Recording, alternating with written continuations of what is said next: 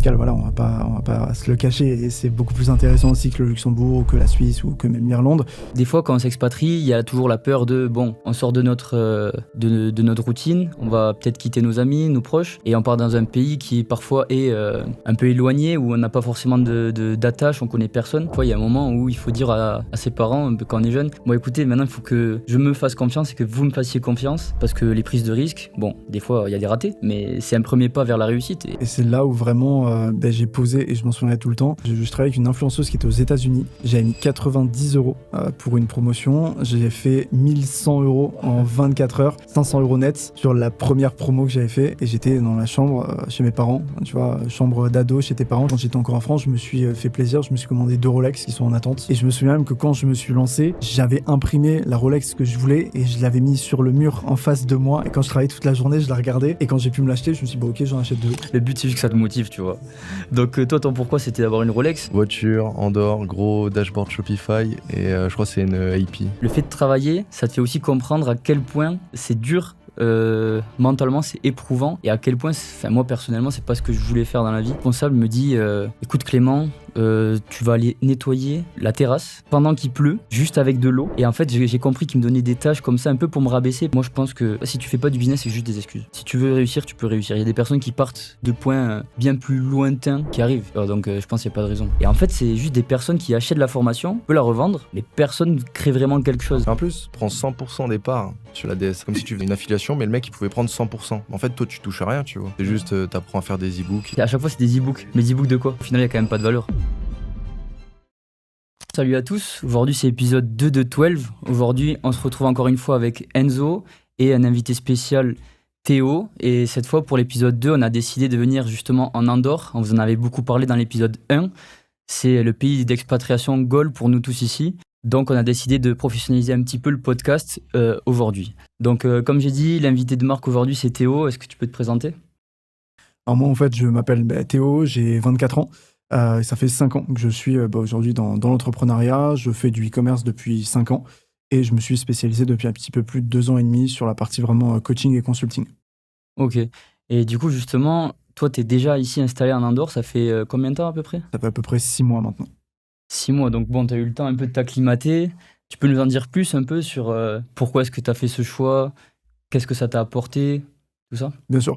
Alors du coup, en fait, j'ai décidé de partir puisque j'habitais dans le nord de la France. Donc déjà, c'était pas une région qui était forcément extrêmement agréable à vivre déjà au niveau de la météo. Ouais. J'appréciais pas forcément.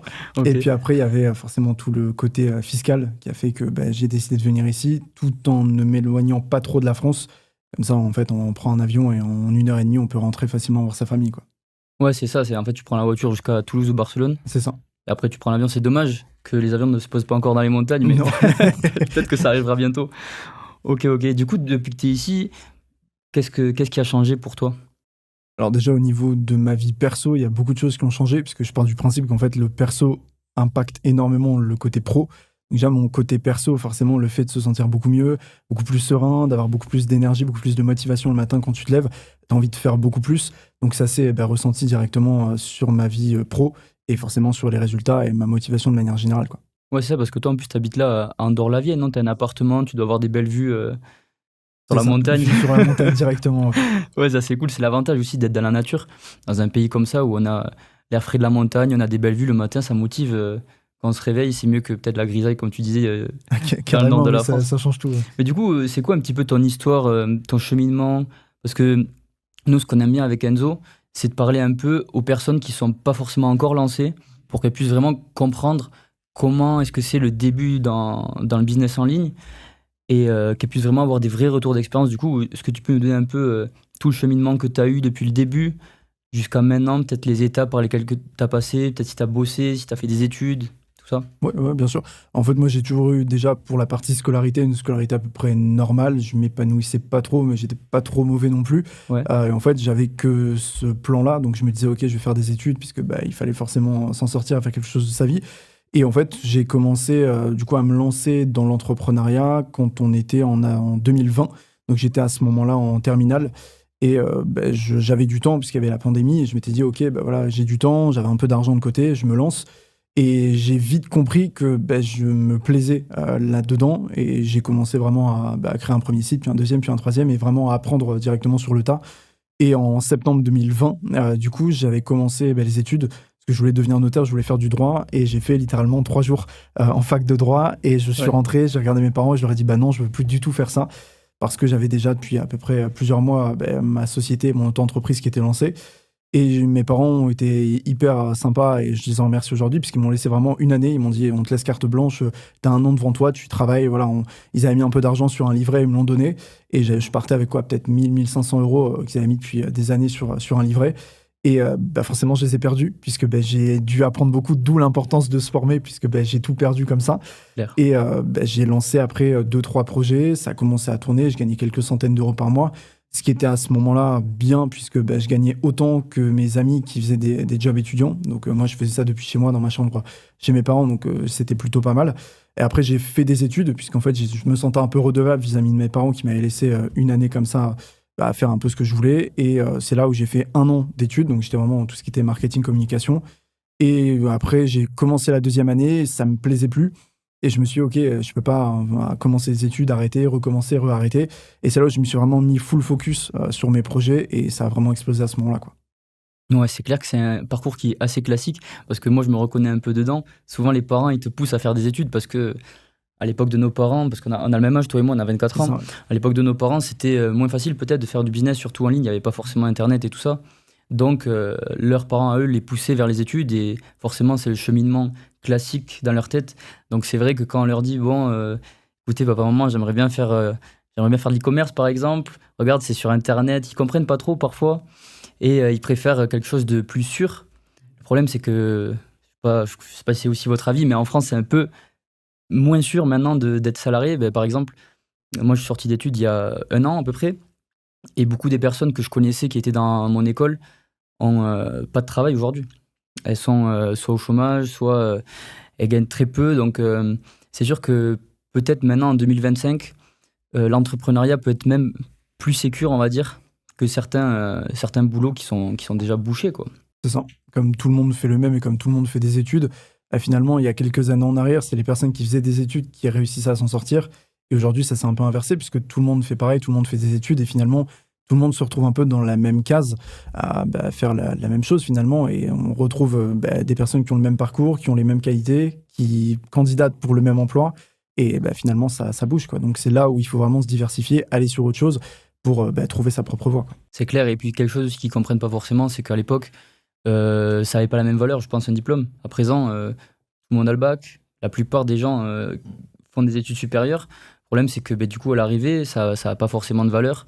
Les entreprises doivent choisir parmi une tonne de CV qui se ressemblent tous, avec des compétences qui sont souvent pas vraiment utiles.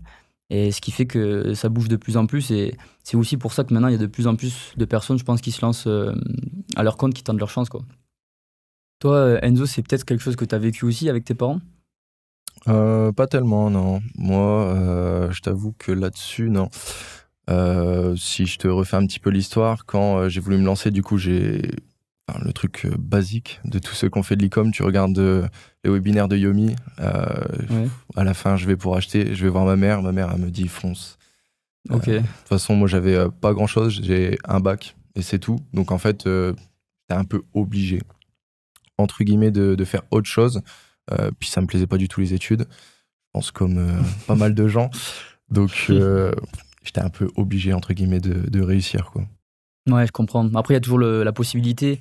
Et d'ailleurs, c'est une question qui était posée dans le dernier épisode. C'était une personne qui demandait si c'était possible de faire du business en ligne à côté d'études ou d'un 35, je crois que c'était un 35 heures. 35 ça heures, doit être une personne qui est salariée. C'est tout à fait possible, hein. Puis on avait un petit peu discuté lors du premier podcast. Moi, je pense que tout simplement, c'est une question d'organisation et de priorité. Si tu es dans un 35 heures, mais que ta priorité, c'est ton business, tu le mets au début de la journée, tu vas faire peut-être 2 heures par jour. Si tu arrives à caler une petite heure entre midi et 2 ou le soir, ça fait une 3e heure. C'est mieux que la personne qui fait rien. Et puis, le week-end. Et puis, tu as le week-end. Aussi. Donc, forcément, au début, c'est pas facile. C'est des concessions. Ça fait plus de. Peut-être tu vas moins sortir avec tes potes, tu vas moins aller au restaurant. Mais au bout de quelques mois, tu vas peut-être réussir à générer de l'argent. Et puis, du coup, tu pourras un peu passer peut-être en mi-temps au lieu d'un 35 heures. et du coup mettre plus d'heures et après carrément quitter ton travail. Moi, c'est personnellement ce que j'ai fait. Enfin, j'étais en alternance, donc je travaillais pour un patron. J'avais pas forcément le temps d'être tout le temps sur mes projets, mais j'essayais de trouver un moment en début de journée, peut-être à l'école, entre deux cours ennuyants, commencer à se lancer avec les formations, tout ça dans l'e-commerce. Donc, je pense que c'est possible. J'ai beaucoup d'histoires de personnes autour de moi dans mon école qui l'ont fait aussi. Donc, pour la personne qui a demandé, il n'y a aucun souci avec ça. C'est juste une question d'organisation. C'est comme ce que je dis toujours, le plus dur quand on commence, c'est de s'améliorer à soi-même. L'organisation, c'est une des premières choses à faire. Si on arrive à améliorer ça, forcément, derrière, c'est la première étape pour réussir à mettre des heures de travail et réussir à faire quelque chose dans l'entrepreneuriat, dans le business en ligne, quoi. Tout simplement. Donc, du coup, par rapport, encore une fois, à Théo, à l'Andorre, j'avais pas mal de questions parce que Enzo, lui, est en train de s'expatrier. T'es là, toi, dans 3-4 semaines. 3-4 semaines. Ouais, je pense. Toi, t'es là depuis février. C'est ça. Moi, je vais être peut-être le troisième. Le troisième à arriver. On en discute beaucoup. Moi, il me faut 1 an pour réfléchir. Là, ce podcast s'appelle 12. C'est-à-dire que c'est 12 mois, il nous faut 12 mois pour tout. Il nous faut 12 mois pour réussir, 12 mois pour prendre une décision d'expatriation. Et du coup, moi, je suis curieux. Je pense qu'il y a pas mal de personnes qui sont aussi curieuses parce que l'Andorre, c'est de plus en plus connu. Il y a pas mal de personnes qui mettent ça en face de Dubaï pour s'expatrier. Et toi, pourquoi est-ce que tu as choisi l'Andorre et pas Dubaï, par exemple? Et ça peut être intéressant de comparer un peu les pays. T'avais plusieurs choix, j'imagine? Ouais, bien sûr. Je m'étais renseigné pour le Luxembourg, parce qu'habitant dans le nord de la France, on a le Luxembourg, on a l'Irlande qui est pas très loin. Je m'étais renseigné pour la Suisse, qui n'est pas non plus très loin finalement du nord de la France, en tout cas moins loin que l'Andorre. Et finalement, pourquoi est-ce que j'ai choisi l'Andorre? C'est parce que tu as une proximité avec la France. Et après, d'un point de vue fiscal, voilà, on va pas se le cacher. Et c'est beaucoup plus intéressant aussi que le Luxembourg, que la Suisse ou que même l'Irlande. Et puis aussi pour déjà la proximité, le fait que le mode de vie reste similaire. Tu vois, typiquement, je me voyais pas aller vivre à Dubaï où il fait beaucoup plus chaud, où le mode de vie est très différent puisque tu vis très souvent sous clim quand il fait 35-40 degrés dehors. Et moi, c'est pas un mode de vie qui me convient puisque étant du nord de la France, on a quand même l'habitude d'être plus sous un climat où il fait froid que dans un climat où il fait chaud. Et je trouve qu'ici, déjà, c'est tempéré, donc tu te sens bien. L'été, il fait bon, mais l'hiver, il fait pas non plus moins 15 ou moins 20 comme tu pourrais le vivre dans d'autres régions du monde. Donc finalement, tu te sens bien.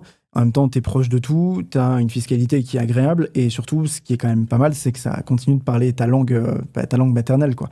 Donc tu te sens pas dépaysé, même si tu dois aller vers les autres. Et même si aujourd'hui, je fais les efforts tu vois, d'apprendre le catalan, de pouvoir aller vers les autres. Mais bon, tu te fais quand même comprendre, ce qui n'est pas le cas à Dubaï. Enfin, je pense pas que si tu vas à Dubaï ou même en Irlande, tu parles français, tu dois avoir qu'une minorité de personnes qui le parlent, ou alors tu vas tomber sur des expats, mais finalement, voilà, c'est un coup de chance de tomber sur quelqu'un, quoi. Ouais, c'est clair.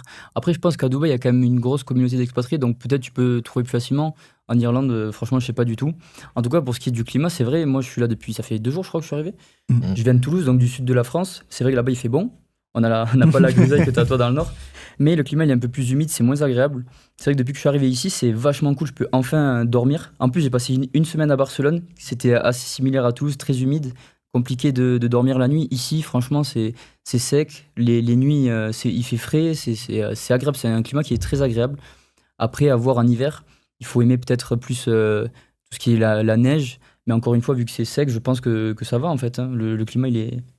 Le climat, il est hyper agréable, même en hiver, quoi, puisque ici, en tout cas, à Andorre-la-Vieille, il neige pas non plus très souvent. Alors finalement, si tu montes, tu vas un peu plus dans les hauteurs. Oui, là, ça va être un petit peu plus enneigé, mais finalement, ici, quand tu es dans le centre, il neige pas énormément.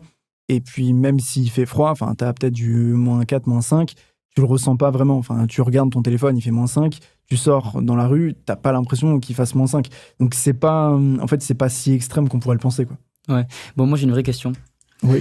Je pense que c'est le même cas pour plusieurs personnes, mais des fois, quand on s'expatrie, il y a toujours la peur on sort de notre routine, on va peut-être quitter nos amis, nos proches, et on part dans un pays qui parfois est un peu éloigné, où on n'a pas forcément d'attache, on connaît personne, et ça, tu peux te sentir un peu seul. C'est une question pour toi, là, en fait. C'est une question pour moi-même que je vais poser. Donc moi, mes amis m'ont beaucoup dit, tu vas partir en Andorre, tu vas être tout seul, tu vas pas avoir d'amis, tu vas pas avoir de copines, tu vas pas pouvoir rencontrer du monde parce que c'est petit, il n'y a pas d'endroit pour sortir. Et je pense que c'est quelque chose que les gens se demandent, étant donné que c'est une petite principauté qui en plus est dans les montagnes. Ils peuvent se dire peut-être qu'il n'y a rien à faire. Donc je voulais savoir, toi, ton point de vue sur ça, depuis que tu es arrivé, tu trouves qu'il y a beaucoup quand même de choses à faire, d'activités. Tu le ressens comment ça? Un peu, tu te sens seul ou est-ce que tu trouves que c'est facile de créer un réseau peut-être, tu vois, de rencontrer du monde, de te faire tes premiers amis quoi, une fois que tu t'expatries? Ouais, bien sûr. Alors, pour prendre vraiment en comparaison la ville où j'étais avant et ici, pour vraiment faire les deux extrêmes, enfin moi, pour habiter à Lille auparavant, avant d'arriver ici, finalement, la mentalité est très différente parce que la mentalité française, c'est des personnes qui sont très renfermées, qui vont pas forcément être hyper avenants. Et quand tu arrives ici, c'est l'inverse. Tu as des personnes qui sont beaucoup plus avenantes et qui sont moins enfermées qu'un Français pourrait l'être. Hein, tu vois, surtout dans le nord de la France, tu commences à avoir beaucoup de Parisiens. Alors, c'est pas un cliché, mais finalement, il y a quand même la mentalité très renfermée, puisque, ok, je vais pas aller forcément vers les gens. Et donc, ici, pour faire de nouvelles connaissances, finalement, ça n'a pas été très compliqué. 2-3 messages, notamment à Enzo, même s'il n'était pas ici, voilà, ça a été quand même assez facile. Et puis, même d'un point de vue activité, je m'y retrouve pas mal puisqu'en fait je suis quelqu'un qui est assez anxieux à la base et le fait d'habiter ici en montagne, d'être dans un endroit où c'est calme, où finalement c'est quand même assez cadré, c'est pas comme l'effervescence tu pourrais avoir à Dubaï ou dans un endroit où ça bouge vraiment beaucoup. Pour moi je trouve que ça me cadre vachement puisque je pars pas en freestyle dans tous les sens quoi. C'est très cadré et je sais où je vais, je sais quand est-ce que je dois travailler, quand est-ce que je dois me reposer, quand est-ce que je peux sortir. Enfin, tu vois, pour moi, j'ai vraiment un rythme de vie. Là où à Lille, typiquement, enfin, tu peux sortir tous les soirs, tu as des bars qui sont toujours ouverts. Enfin, c'est toujours un peu cette effervescence que tu n'as pas ici. Ça convient à certaines personnes, ça convient pas à d'autres. En tout cas, moi, je sais que ça me calme et ça me cadre. Après, voilà, ça dépend aussi de beaucoup de personnes. Il y a des personnes qui vont rester, par exemple, à Lille toute leur vie ou qui sont nées à Paris, qui vont rester à Paris toute leur vie parce que ça leur convient. Il y en a d'autres, ils vont naître à Paris, ils vont finir à Cannes ou dans d'autres endroits du monde parce que ça va pas leur convenir, quoi. Donc, c'est toujours une question un peu de préférence et d'envie, quoi, finalement. Ouais, c'est sûr. Mais après, moi, ce que j'ai remarqué depuis que je suis ici, parce que en étant franco-espagnol, j'ai la culture française et espagnole qui a quand même certaines différences. Et puis l'Andorre, c'est un peu un mix. C'est-à-dire qu'on a le côté catalan, le côté espagnol, parce qu'il y a quand même des différences entre les deux, et le côté français. Et je trouve que l'Andorre prend plus du côté espagnol, avec un peu cette chaleur, cette ambiance. Par exemple, là, c'est les fêtes de Escaldes en ce moment. Et ça me rappelle vraiment les fêtes du village, de mon village en Espagne, avec ces musiques dansantes, classiques de l'époque, avec les food trucks, les gens qui chantent, les sortes de fêtes foraines un peu. Donc je trouve que c'est quand même assez chaud, je veux dire, en termes d'ambiance. Après, c'est peut-être aussi la période qui veut ça. Mais par exemple, quand on est arrivé, quand on s'est rencontrés ici, on est allé directement dans un bar, dans un rooftop. Il y avait de la bachata, beaucoup de gens qui dansaient, des musiques. Donc, je pense que dans tous les cas, c'est juste un effort personnel, en réalité, de rencontrer du monde. Si tu veux te concentrer sur le travail, je pense que c'est un bon endroit pour le faire. Si tu veux réseauter, c'est aussi un bon endroit pour le faire. Surtout dans le business en ligne. Je sais qu'il y a beaucoup de personnes qui font de l'e-com, qui viennent ici. C'est un peu un sujet dont nous on parle beaucoup parce que c'est nos activités, bon pas uniquement mais on va y venir. Et ouais, donc je pense que en vrai il y en a pour tout le monde. Il suffit de réussir à s'acclimater. Je pense que c'est un effort personnel, que ce soit en Andorre ou autre part. Ouais, surtout apprendre la langue. Tu vois, tu vas au magasin ou quoi, tu sais pas parler catalan ou alors espagnol, des fois c'est quand même la galère. C'est vrai que la plupart parlent moi je trouve les que c'est trois. quand même la galère, tu vois. Dans tous les cas, je pense que c'est mieux d'apprendre la langue du pays où t'es. Par respect, surtout. Par respect, oui. Pour moi, je trouve que c'est un gros respect, tu vois, d'apprendre la langue du pays. Genre, tu viens t'expatrier, c'est un peu... Enfin, c'est le minimum pour moi. D'apprendre au moins la langue, tu vois. Le catalan, c'est le minimum. C'est clairement. Ouais, surtout. Même l'histoire. C'est quand on est arrivé, on a essayé de faire un tour, de voir un peu s'il y avait pas on trouvait pas les panneaux écrits avec les écritures. Aussi. Mais ouais, mais c'est toujours cool. Tu vois, des fois, on fait des réflexions sur les gens qui viennent en France. On dit, ces gens-là, ils viennent en France, ils parlent leur langue, ils s'intègrent pas, ils connaissent pas l'histoire. Ça serait bête de faire la même chose en partant. Ouais, c'est sûr. C'est ça. Parce qu'en soi, on appelle ça expatriation, mais c'est de l'immigration. On émigre juste dans un autre pays et il faut jouer avec les règles de là où on arrive. C'est exactement ça. Il faut s'adapter, il faut aller dans le sens aussi des personnes, puisque ça va dans les deux sens. Eux nous accueillent et c'est à nous aussi de nous faire accepter. C'est pas à eux de nous accepter tel qu'on est. C'est aussi à nous de faire un pas vers eux. C'est une marque de respect, je pense. Sinon, tu as parlé un petit peu des expériences que tu avais eues avant ton activité. Oui. Tu as dit exactement quelle était l'activité ? d'e-commerce, par exemple. Oui, Au début, donc, tu as commencé comme ça. E-commerce, ouais. Voilà. Et alors, du coup, je crois qu'on avait parlé en off, tu avais eu une petite expérience juste avant, tu avais essayé quand même le salariat. C'est ça. Alors, Ça- en fait, je me suis lancé en avril 2020. Donc, j'ai fait quelques projets, etc. Et en parallèle, j'ai postulé, candidaté dans un emploi, finalement, en CDI. J'avais été accepté. Et en fait, je faisais toute la partie vraiment SEO. Donc, j'étais ce qu'on appelle un traffic manager. Et en fait, j'ai fait 2 jours, littéralement, et je suis parti, puisque c'était pas du tout fait pour moi. Je sentais que, en fait, finalement, j'essayais de me mettre dedans en me disant, OK, c'est une sécurité. Pour les parents, voilà, ça va les rassurer, puisque j'ai une sécurité. En parallèle, je peux faire mes projets. Et en même temps, eux, ça permet de savoir que moi, je suis safe. Et moi, ça me permet de savoir que, OK, j'ai des projets en parallèle et je vais pas rester là-dedans toute ma vie. Et finalement, le fait d'être allé là-dedans pendant 2 jours, même si j'avais un bon salaire, même si j'avais j'avais plein d'avantages, c'était trop, trop corporate pour moi, c'était trop enfermé. Et moi, je suis quelqu'un qui a besoin quand tu es entrepreneur, quand tu as cette vision-là, tu as besoin un peu d'expérimenter par toi-même, tu as besoin de faire les choses, tu as besoin d'être libre finalement. Et là, c'était trop bloqué pour moi. Et en fait, en 2 jours, je me suis dit, c'est pas fait pour moi. Et si je ressens ça au bout de 24-48 heures, je peux pas y rester dedans pendant des mois et des mois. Donc, j'ai fait le choix finalement. Et par rapport aussi à ce que mes parents me disaient, non, n'y va pas, ne fais pas ça, etc. Ne romps pas le contrat. J'ai fait le choix en fait de tout envoyer paître. Et je me suis dit, OK, c'est bon, je reprends vraiment le contrôle. Et c'est là où je me suis mis full focus sur ma société et où ça a vraiment explosé puisque j'étais vraiment au pied du mur. Et je me suis dit, c'est maintenant ou jamais. C'est soit maintenant, je montre à mes parents que j'ai fait le bon choix, soit finalement, ils vont se dire, OK, il a commencé des choses, il va pas au bout, il arrête tout. On lui donne une possibilité aussi de faire un CDI, puisque c'est ce que beaucoup de personnes cherchent aujourd'hui en France. Il y a beaucoup de personnes qui sont en CDD et qui disent, OK, CDI, c'est un peu le Graal, quoi, finalement, pour beaucoup de personnes. Et même pour mes parents, comme on disait, on n'est pas de la même génération qu'eux. Et eux, un CDI, il y a quelques dizaines d'années en arrière, ça valait de l'or, quoi. Et pour nous, aujourd'hui, en fait, on fait un CDI, on arrête, etc.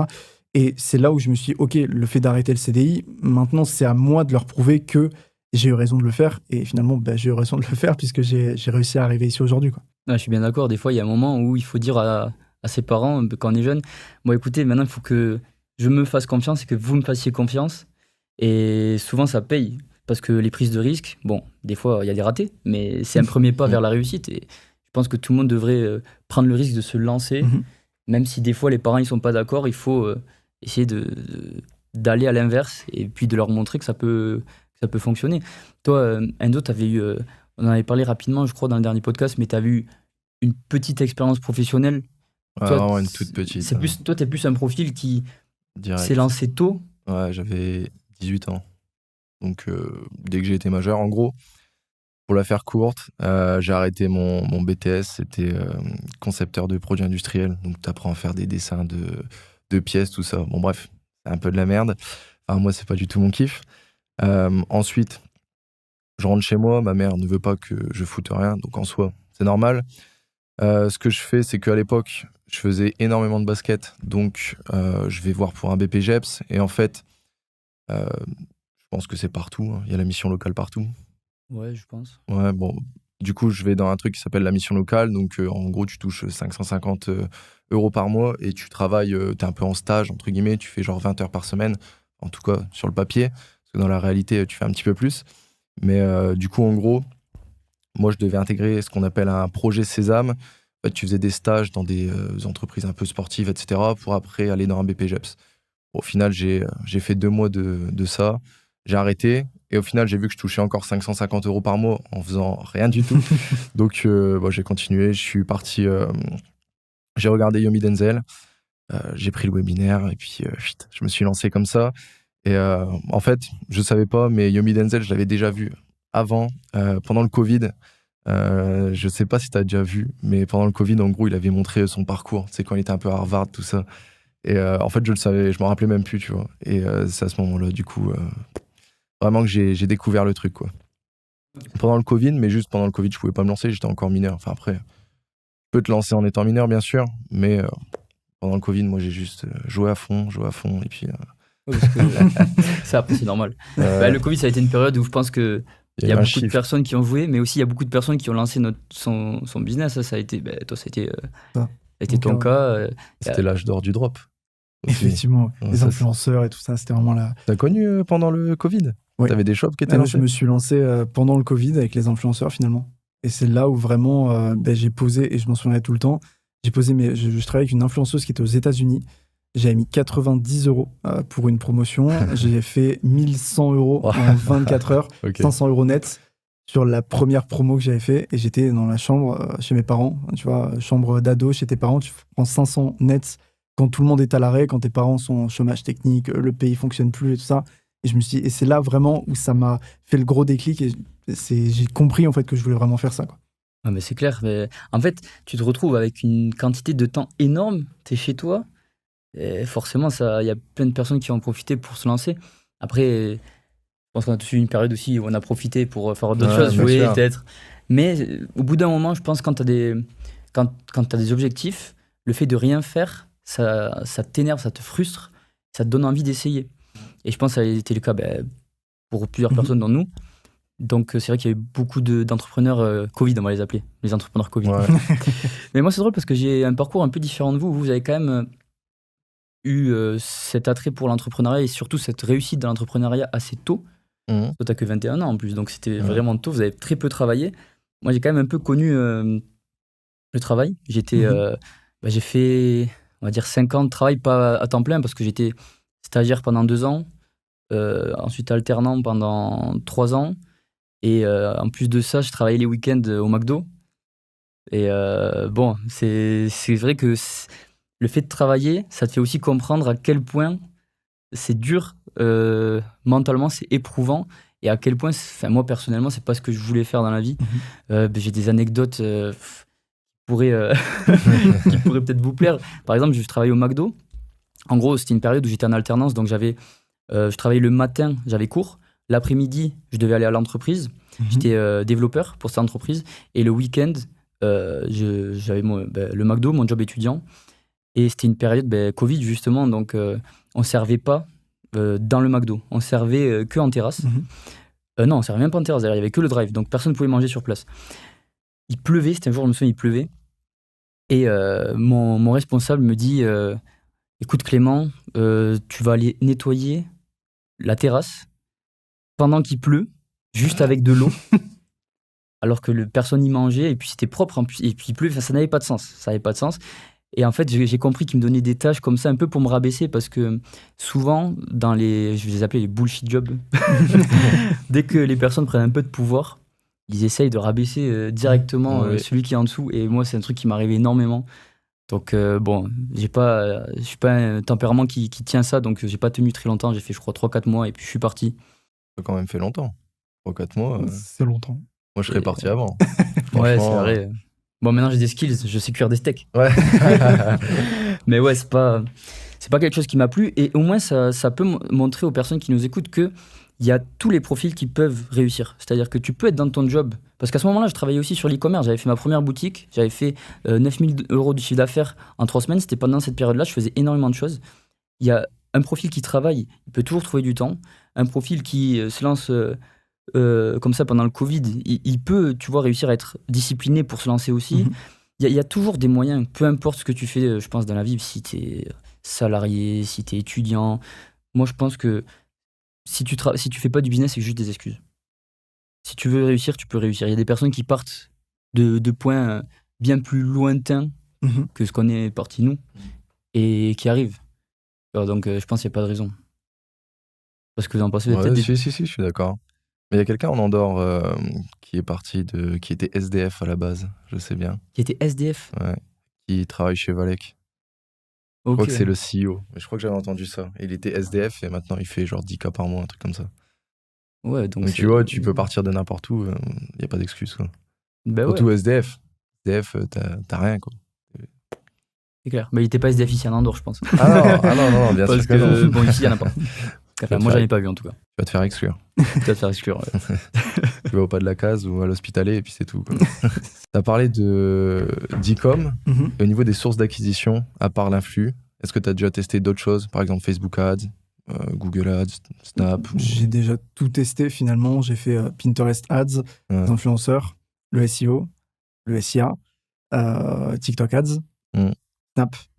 J'ai vraiment tout essayé. J'ai tout essayé. Et en fait, c'est vraiment cette période-là où j'essayais des choses. Et comme j'étais pas du tout formé, je savais pas ce que je faisais. Et la seule chose où je pouvais à peu près savoir ce que je faisais, c'était avec les influenceurs. Et c'est pour ça que vraiment, au tout début, j'ai travaillé là-dessus. Après, j'ai commencé le SEO puisque ça me paraissait mieux, en fait, sur du long terme. Et c'est là où j'ai vraiment commencé à me professionnaliser correctement. Et j'ai en parallèle testé du Meta, j'ai testé, qui était Facebook Ads avant, qui est devenu Meta maintenant. J'ai testé du Pinterest. Et je savais pas ce que je faisais, juste j'envoyais de la pub comme ça, je mettais de l'argent, je perdais de l'argent littéralement parce que j'étais pas formé, je faisais n'importe quoi. Mais c'est vraiment là où j'ai compris aussi l'importance de se former. Parce que si tu te formes pas, c'est comme tout, en fait, finalement. Enfin, tu vas juste aller dans un mur et c'est comme dans tous les métiers. Et c'est pour ça qu'il y a beaucoup de personnes en ligne qui pensent qu'on peut se lancer parce que il faut un téléphone, une connexion Internet, un ordinateur et qu'on peut y aller comme ça un peu en freestyle. Et juste le fait d'y aller en freestyle, tu vas perdre du temps, tu vas perdre de l'énergie, tu vas perdre de l'argent. Et puis tu vas finir par te dire, ça fonctionne pas. Donc tous ceux qui disent ça sur Internet, c'est des charlatans. Alors que juste, il faut se former. Et en te formant, tu as les résultats. C'est aussi simple, quoi. Totalement d'accord. La stratégie influenceur, tu la faisais avant la période Booba, où il y a eu tout ce boom un peu avec les arnaques des influenceurs et où ça a été plus compliqué d'avoir de la renta sur des placements de produits? Alors, bien avant. Bien avant. C'était vraiment la période où les influenceurs français de télé-réalité faisaient peut-être 5, 6, voire peut-être même par moment 10 placements par jour. On voyait vraiment que ça. Les stories tous les jours, c'était que ça. Et ça fonctionnait à fond. Et il y a énormément de marques, je ne vais pas les citer, mais il y a énormément de marques qui se sont développées grâce à ça et qui aujourd'hui reviennent encore. J'ai vu une pub, pas plus tard, qu'il y a peut-être 2 jours, sur mon téléphone, d'une marque qui s'est lancée à ce moment-là, que j'essayais de concurrencer et qui était là déjà en 2020, quoi. Et elle a fonctionné grâce aux influenceurs. Mais oui, depuis cette période-là, ça a énormément changé. Ça revient, mais toujours un peu plus compliqué. Et maintenant, pareil, c'est moins freestyle, parce que je me souviens qu'il y a 5 ans, quand je me suis lancé, on pouvait vraiment y aller comme ça. Je ne savais pas du tout ce que je faisais. J'ai réussi à chiffrer. C'était peut-être de la chance aussi par moment, parce que j'ai aussi perdu de l'argent par la suite, d'où l'importance, encore une fois, de se former. Mais maintenant, ça revient et c'est beaucoup plus pro. Il faut plus juste se dire, OK, je prends un site, je prends un thème le plus basique qui existe, je lance comme ça, et puis boum, un down, effectivement, et boum, ça va exploser. Il faut vraiment avoir une stratégie, une vraie structure. Et comme tout, finalement, tu peux pas ouvrir... si demain, tu ouvrais un restaurant, tu peux pas te dire, OK, juste je sais faire cuire des pâtes et un steak, boum, je vais faire un restaurant. Non, ça fonctionnera pas. Mais donc, finalement, c'est un peu comme tout, quoi. Bah ouais, moi je pense que ça a régulé le marché. Et c'est bien. Parce qu'en fait, quand tu as trop de personnes qui commencent à faire n'importe quoi sur un marché qui n'est pas régulé, il n'y a pas de vérification de si tu envoies bien les colis. Il y a plein de personnes qui ont arnaqué beaucoup de monde quand même. Je pense que ça a fait du bien. C'est vrai qu'il y a eu une période où c'était très très compliqué. Ça s'est vachement arrêté, tout ce qui est placement de produits. Là, c'est vrai que ça commence à reprendre. Je pense que juste beaucoup les gens... des micro-influx maintenant. C'est vrai. Moi, je vois beaucoup de mecs qui font des micro-influx et ça fonctionne à fond, ça. Micro-influx, apparemment... Les gros influx, t'auras plus de renta. Par contre, les micros, si tu fais vraiment que ça, t'enchaînes les micros et les micros. Parce que souvent, les micros, vu qu'ils sont beaucoup plus authentiques, voilà, c'est ça. Les gens, ils construisent vraiment une relation avec eux. Et la plupart du temps, j'ai vu un mec sur Twitter vraiment là-dessus, il fait que ça, du micro-influx à fond. Et le mec, il fait du 30-40K, tu vois, par mois. Mais de toute façon, je trouve qu'on est dans la période de l'authenticité, que ce soit Bien pour sûr. ça ou pour tout. Regarde sur YouTube. Qu'est-ce qui fonctionne le mieux maintenant? C'est le contenu raw. Ouais. En fait, je pense que les gens, ils ont trop vu de choses agressives. Et maintenant, ils se rapprochent plus de l'authenticité. Donc, ils font plus confiance, par exemple, tout ce qui est contenu UGC maintenant, pour les publicités. Alors qu'à l'époque, tu pouvais faire vraiment des publicités qui n'avaient rien à voir, quoi. Des trucs avec des montages, des trucs. Non, maintenant, c'est plus tout ce qui est naturel. Je pense que l'UGC, ça fonctionne bien. Pour les publicités, par exemple, sur Meta, tu t'en parlais. Par exemple, voilà, encore une fois, les influx, c'est plus les plus petits influx. Je pense que tu peux encore faire de l'argent avec les gros influx, mais ça va dépendre un peu de... Tu n'auras pas les mêmes rentas. Donc, tu vas pas faire des x10 comme lui, il a pu faire. C'est pas les mêmes prix maintenant. Mais je pense que surtout que c'est pas les mêmes prix. C'est le concept de quand tu essaies de parler à tout le monde, finalement, tu parles à personne. Et un influenceur qui a peut-être 800 000, 900 000, voire plus d'1 million d'abonnés, comme il parle à tout le monde, il parle à personne. Enfin, voilà, on le suit puisque c'est un peu une personnalité publique. Mais derrière, il n'y a pas vraiment de... Là, personne ne s'identifie vraiment à lui, ou alors juste à la personne, mais pas vraiment à ses valeurs. Et donc, un micro-influenceur, c'est là où, comme il va vraiment parler à une niche spécifique, il aura peut-être moins d'audience, mais une audience qui est plus qualifiée. En fait, il vaut mieux avoir peut-être 10 000 personnes, mais 10 000 vraies personnes, que 1 million de personnes, dont peut-être, on va dire 100 000, on va dire à peu près 10%, qui sont là juste pour vraiment interagir. Donc, il y a plus ce concept de au plus tu cibles correctement, au meilleur sera le résultat, quoi. Mais toi, c'est intéressant parce que du coup, tu as un profil qui a vraiment testé plein de strates. Et en plus, sans te former, tu m'as dit vraiment freestyle. C'est quelque chose Total. Que les gens font beaucoup. Moi, à chaque fois, en fait, je conseille pas de faire ça. C'est-à-dire, je conseille pas de pas se former. Par contre, je conseille d'avoir envie d'essayer les choses et de pas avoir peur. C'est sûr que si tu pars dans tous les sens, bon, tu vas cramer de l'argent. Mais il faut quand même avoir cette envie de se lancer à l'aventure, d'y aller. Et tu vois, même sans te former, ça t'a quand même apporté d'être plus comme ça, avenant, on va dire, tu vois, d'être plus dans le mindset de prise de risque. C'est ça. Et du coup, toi, avec l'e-commerce, tu as fait beaucoup de boutiques, j'imagine, vu que tu as testé plein de stratégies. C'était plus quoi que tu faisais du monoproduit, c'était plus du multiproduit, du généraliste, c'était quoi? Alors, au niveau vraiment des boutiques, j'ai dû en faire plusieurs dizaines, enfin, peut-être même plusieurs centaines, avant vraiment de pouvoir me trouver et savoir ce qui fonctionnait. C'est un peu comme tout, finalement. C'est un peu en forgeant qu'on devient forgeron. C'est un peu la même idée. Donc, au plus tu fais des boutiques, au plus tu vas t'améliorer. Mais finalement, parce que je n'étais pas formé, donc j'apprenais un peu sur le tas. Et vraiment, d'un point de vue, finalement, stratégie, je me suis jamais basé sur du monoproduit, puisque j'ai toujours pris un exemple simple. Et c'est ce que je dis tout le temps aux personnes avec lesquelles je travaille, c'est un peu comme si tu rentres dans un magasin et dans le magasin dans lequel tu rentres, il y a un produit. Bah, finalement, c'est lunaire, quoi. Personne ne va se reconnaître là-dedans. Dans un restaurant, tu as un plat. Personne ne va se reconnaître là-dedans. Tout le monde va trouver ça complètement dingue. Donc, j'ai toujours eu une stratégie où je me suis dit, je prends ma boutique en ligne et je la transpose comme si c'était une boutique physique.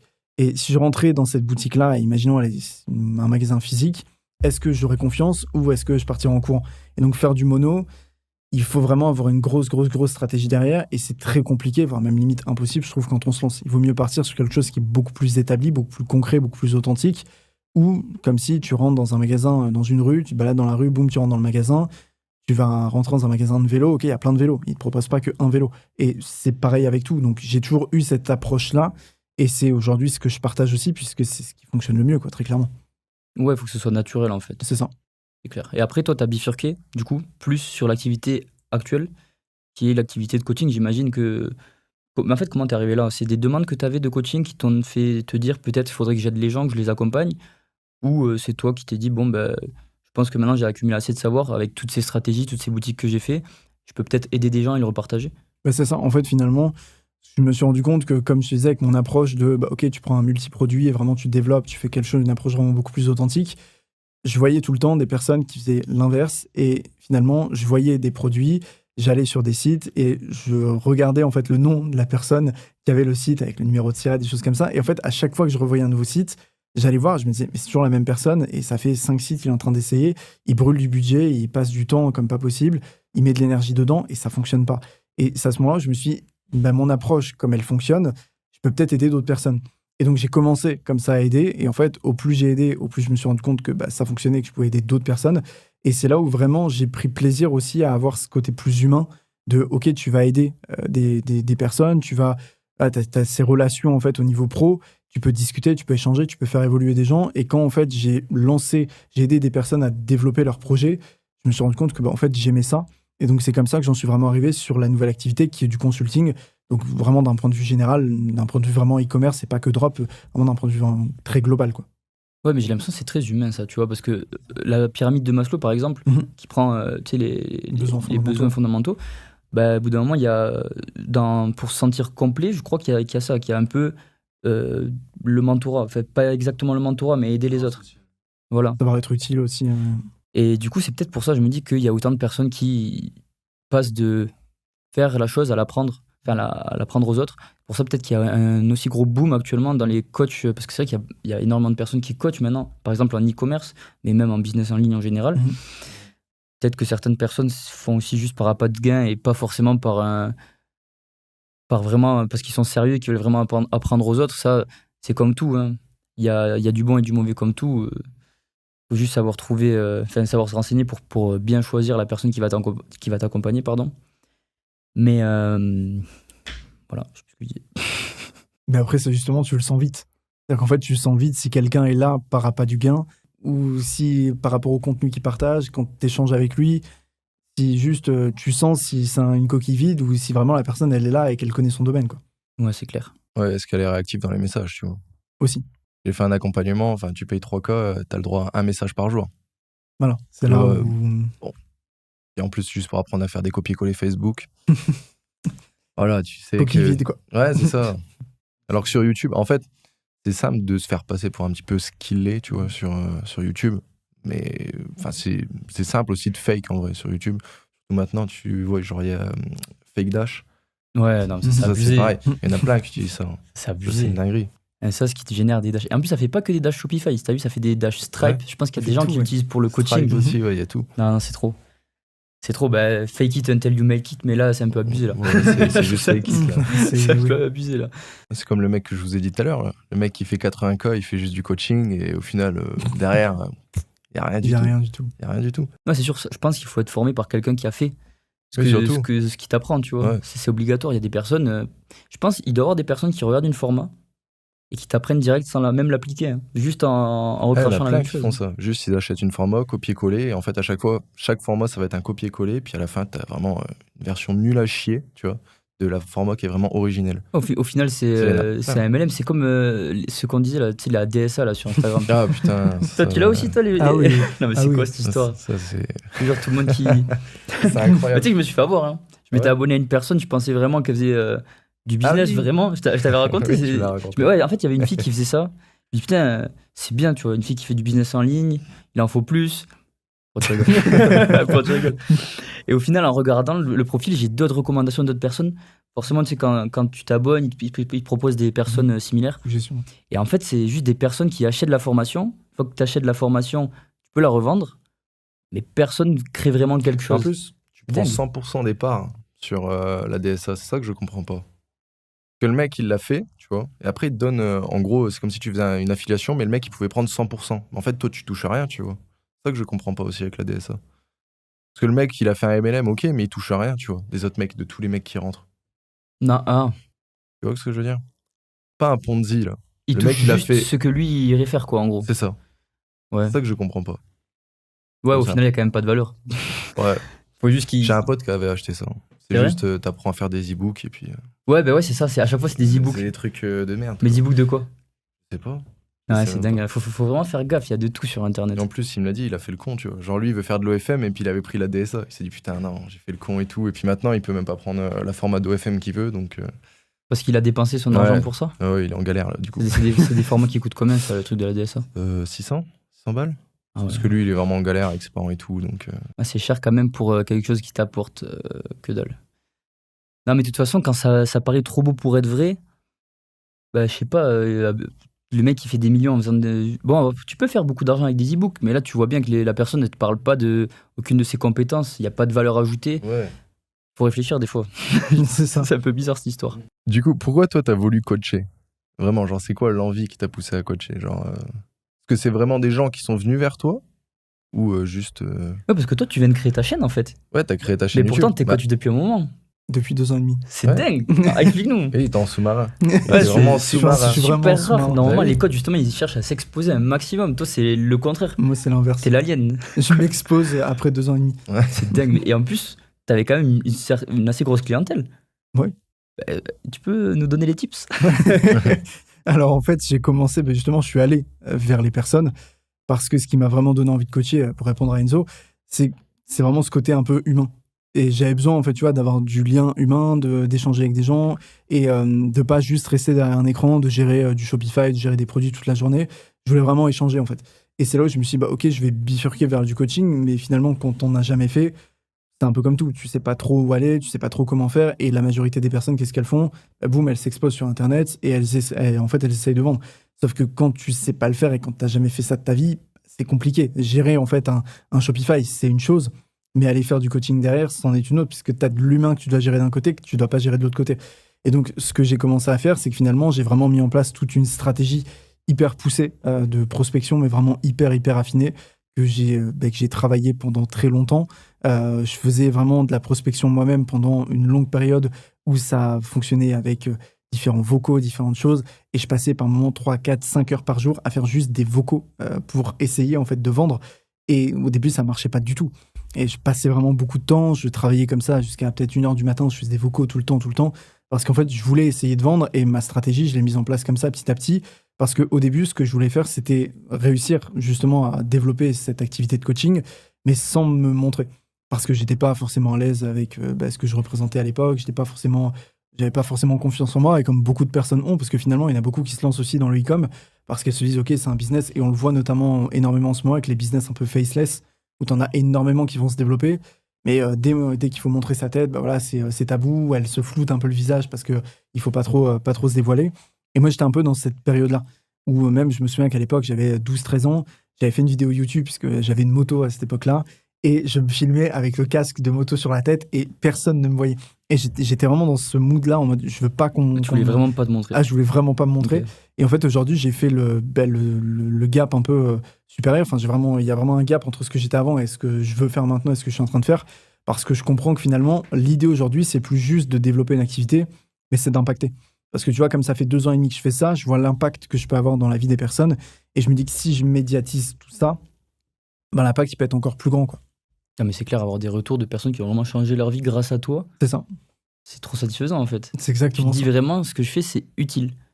Et justement, parce que toi, cette stratégie-là de prospection, Mhm. tu t'es pas formé non plus. C'est comme pour l'e-com, tu as commencé par toi-même. J'ai commencé par moi-même. Donc, tu as ta propre stratégie de prospection que tu as créée au fur et à mesure du temps. Et ça, par exemple, tu l'apprends aux autres ou t'apprends, parce que là, tu apprends aux autres à faire de l'e-commerce. C'est ça. Mais est-ce que tu apprends aux autres à apprendre à faire de l'e-commerce? Oui, bah ouais. En fait, Ça aussi. c'est-à-dire que je développe vraiment et je partage tout ce que j'ai mis en place, je partage tout, je partage comment est-ce que je l'ai fait, mais si je trouve un tips au moment où je suis en train de travailler avec quelqu'un, boum, je lui partage pour vraiment essayer d'impacter au maximum. Parce que je trouve que quand tu as trouvé la recette aujourd'hui, alors après, il y a beaucoup de personnes qui ont peur de se montrer, de parler de comment est-ce qu'elles font, par peur de se faire voler, entre guillemets, la recette un peu magique. Mais finalement, on a tous notre propre touche et quand tu partages quelque chose à quelqu'un, il aura en fait les stratégies, mais il va aussi mettre sa touche dedans, donc il va aussi impacter à sa propre échelle. Et en fait, c'est au fur et à mesure, lui, il va peut-être impacter d'autres personnes qui vont impacter d'autres personnes. Et ça fait un cercle vertueux, comme finalement on est là, nous, ensemble, aujourd'hui. Il y a peut-être 6 mois, on ne se connaissait pas. En tout cas, moi, je ne te connaissais pas. Aujourd'hui, je te connais. Enzo, il y a 1 an et demi, je ne le connaissais pas. Et tu vois, aujourd'hui, le fait de partager des choses, Enzo, il m'a déjà posé des questions, moi, je lui pose des questions. Enfin, tu vois, c'est un échange finalement de bons procédés, quoi. Et c'est la vision dans laquelle je suis aujourd'hui. Ouais, c'est clair. Et toi, tu fais encore que de l'e-commerce en coaching ou tu fais autre chose maintenant?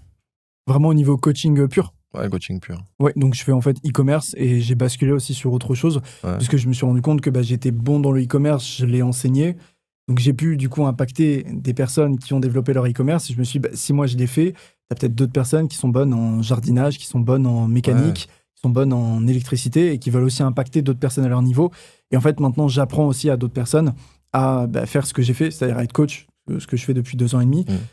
Et finalement, aujourd'hui, mon impact, ça à la fois au niveau e-com et à la fois au niveau business pur, quoi. C'est-à-dire que je pars du principe que le e-commerce, c'est bien, mais je veux continuer de faire ça parce que j'aime bien faire ça et c'est vraiment avec ça que j'ai commencé.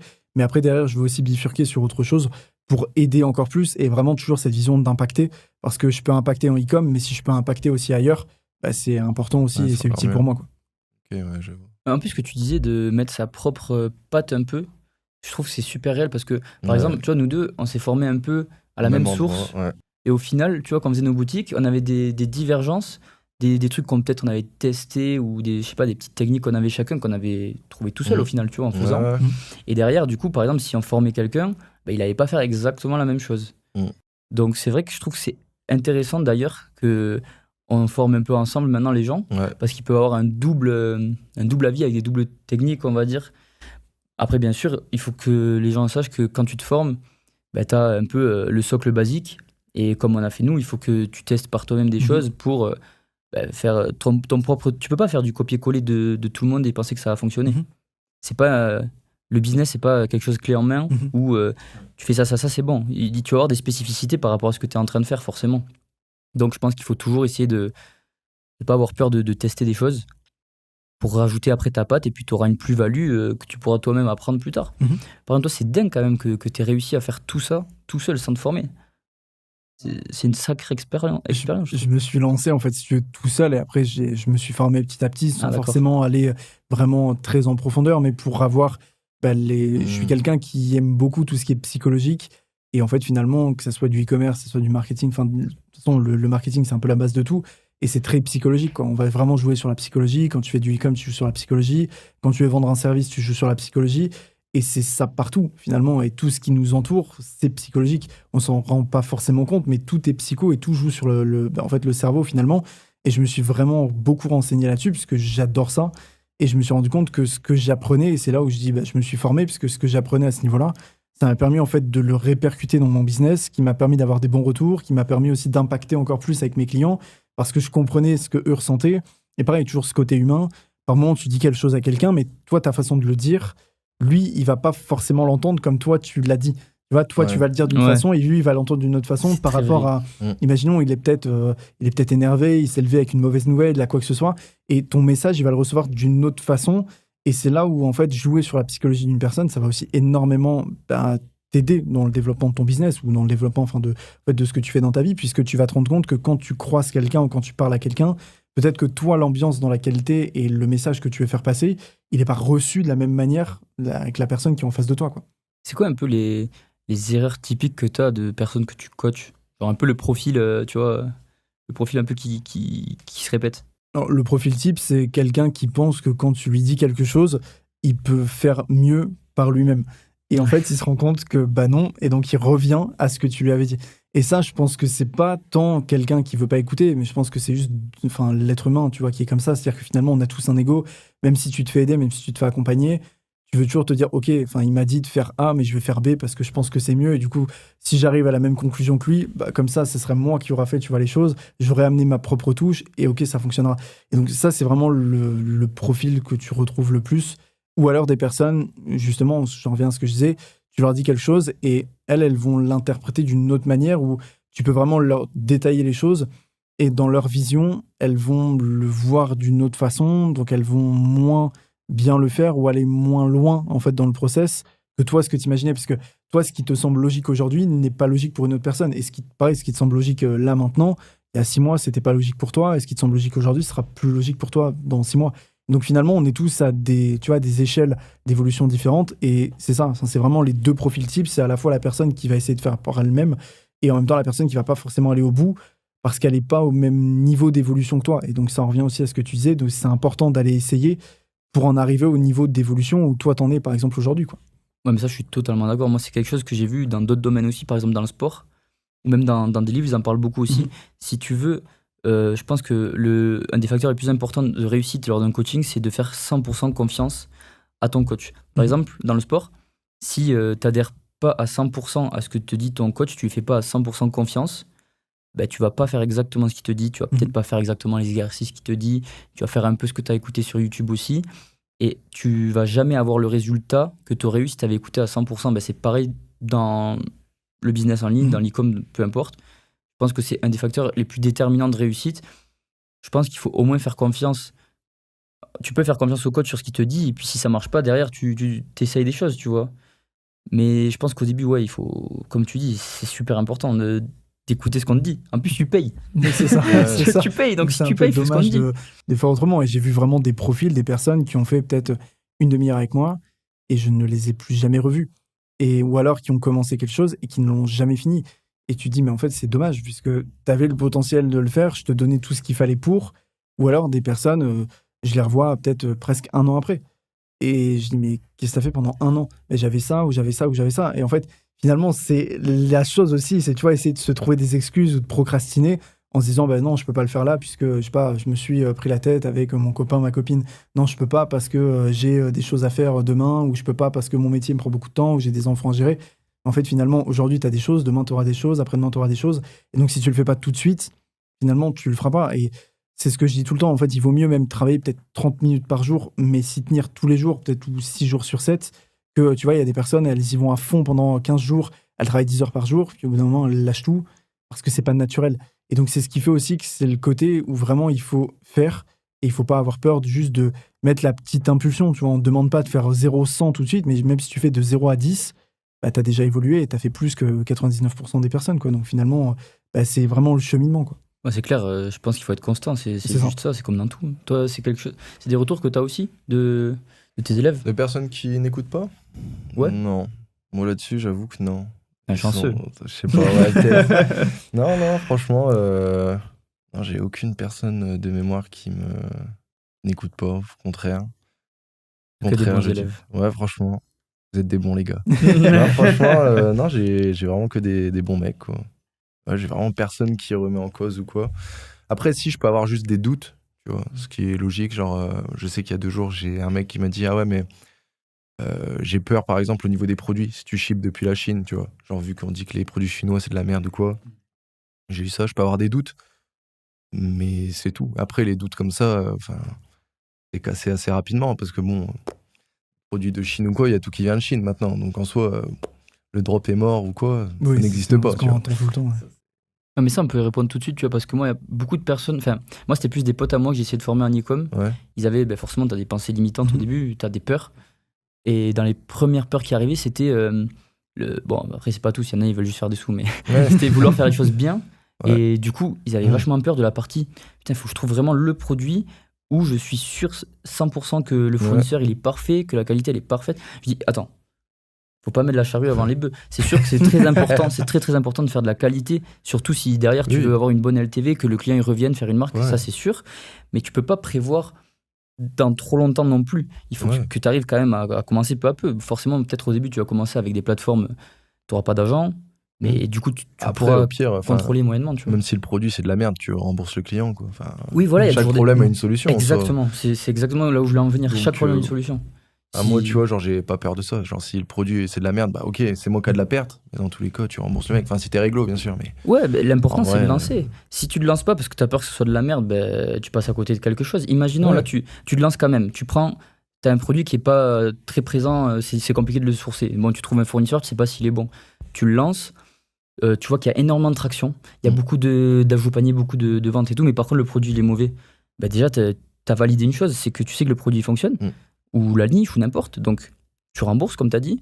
Tu prends ton temps maintenant pour choisir un fournisseur parce que l'étape de validation, elle est passée. Et puis, tu as avancé énormément. En fait, il faut se confronter si tu veux, bien sûr. avancer. Tu es obligé de te confronter au marché. Bah ouais. Et toi, après, tu m'avais dit, par contre, par rapport à tes étudiants, les personnes que tu coaches, c'est plus un souci de vitesse. Ils passent pas forcément à l'action assez vite. Ils prennent trop de temps pour des trucs où... Après, la plupart sont étudiants ou alors salariés. Donc, en soi, je peux comprendre. Mais bon, après, je les pousse toujours. Toutes les semaines, si j'ai pas de nouvelles, moi, toutes les semaines, je renvoie un message, tu vois. Parce que moi, je mets pas de limite de temps. Je crois que toi, tu en mets. Oui. Mais justement, c'était un truc que j'étais en train de réfléchir. Pas des trucs abusifs, bien sûr. Parce que justement, s'il n'y a pas de limite de temps, que ce soit dans le perso, toi, si tu fais tes tâches, ou alors si avec des élèves, je trouve que les gens, ils vont mettre beaucoup trop longtemps. Genre, moi, j'ai des personnes qui sont là depuis 1 mois et demi. C'est un peu long. Après, je peux comprendre en soi quand t'as du taf à côté et tout, ok. Mais c'est comme ce qu'on disait au début. Si tu mets, c'est quoi ta priorité? Si tu mets 2 heures le matin, après tu peux mettre le week-end, etc. Comme j'ai un mec qui est rentré il y a 3 jours, le mec il a déjà choisi sa niche, il est déjà en train de faire le shop. Enfin, tu vois, en 3 jours, le mec il a plus avancé que des mecs qui sont là depuis 1 mois. Donc. En plus, je pense que c'est un facteur qui. Vraiment, ça agrandit ta chance de pas réussir, en fait, de mettre trop de temps. Parce que tu laisses traîner. Ouais. T'es plus dans le momentum, t'oublies. Alors que quand tu viens de prendre le coaching, tu as un peu, tu vois, cette petite motivation du début, tu vois. Il faut en profiter pour te créer le rythme que tu vas devoir tenir. Si tu laisses trop de temps, au final, de toute façon, c'est ce qu'on dit toujours, vitesse. C'est super important. Et puis surtout, en vrai, même si nous, c'est archi stable en SEO, SEA, tu sais, t'as toujours quand même... Il y a des années où ton shop, il va faire mieux que d'autres, etc. T'as toujours de la saisonnalité quand même. Tu vois ce que je veux dire? C'est juste, elle est plus légère, mais c'est obligatoire. Bien sûr.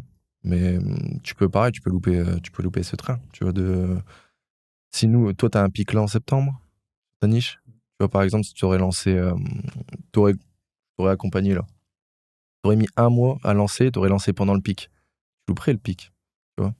Et j'en ai plein là où le pic, je sais qu'il arrive bientôt. Et je me demande si le shop sera prêt. Après, je sais que je les pousse, mais après, il faut qu'ils fassent leur taf de leur côté. Parce que moi, je peux pas faire tout leur taf.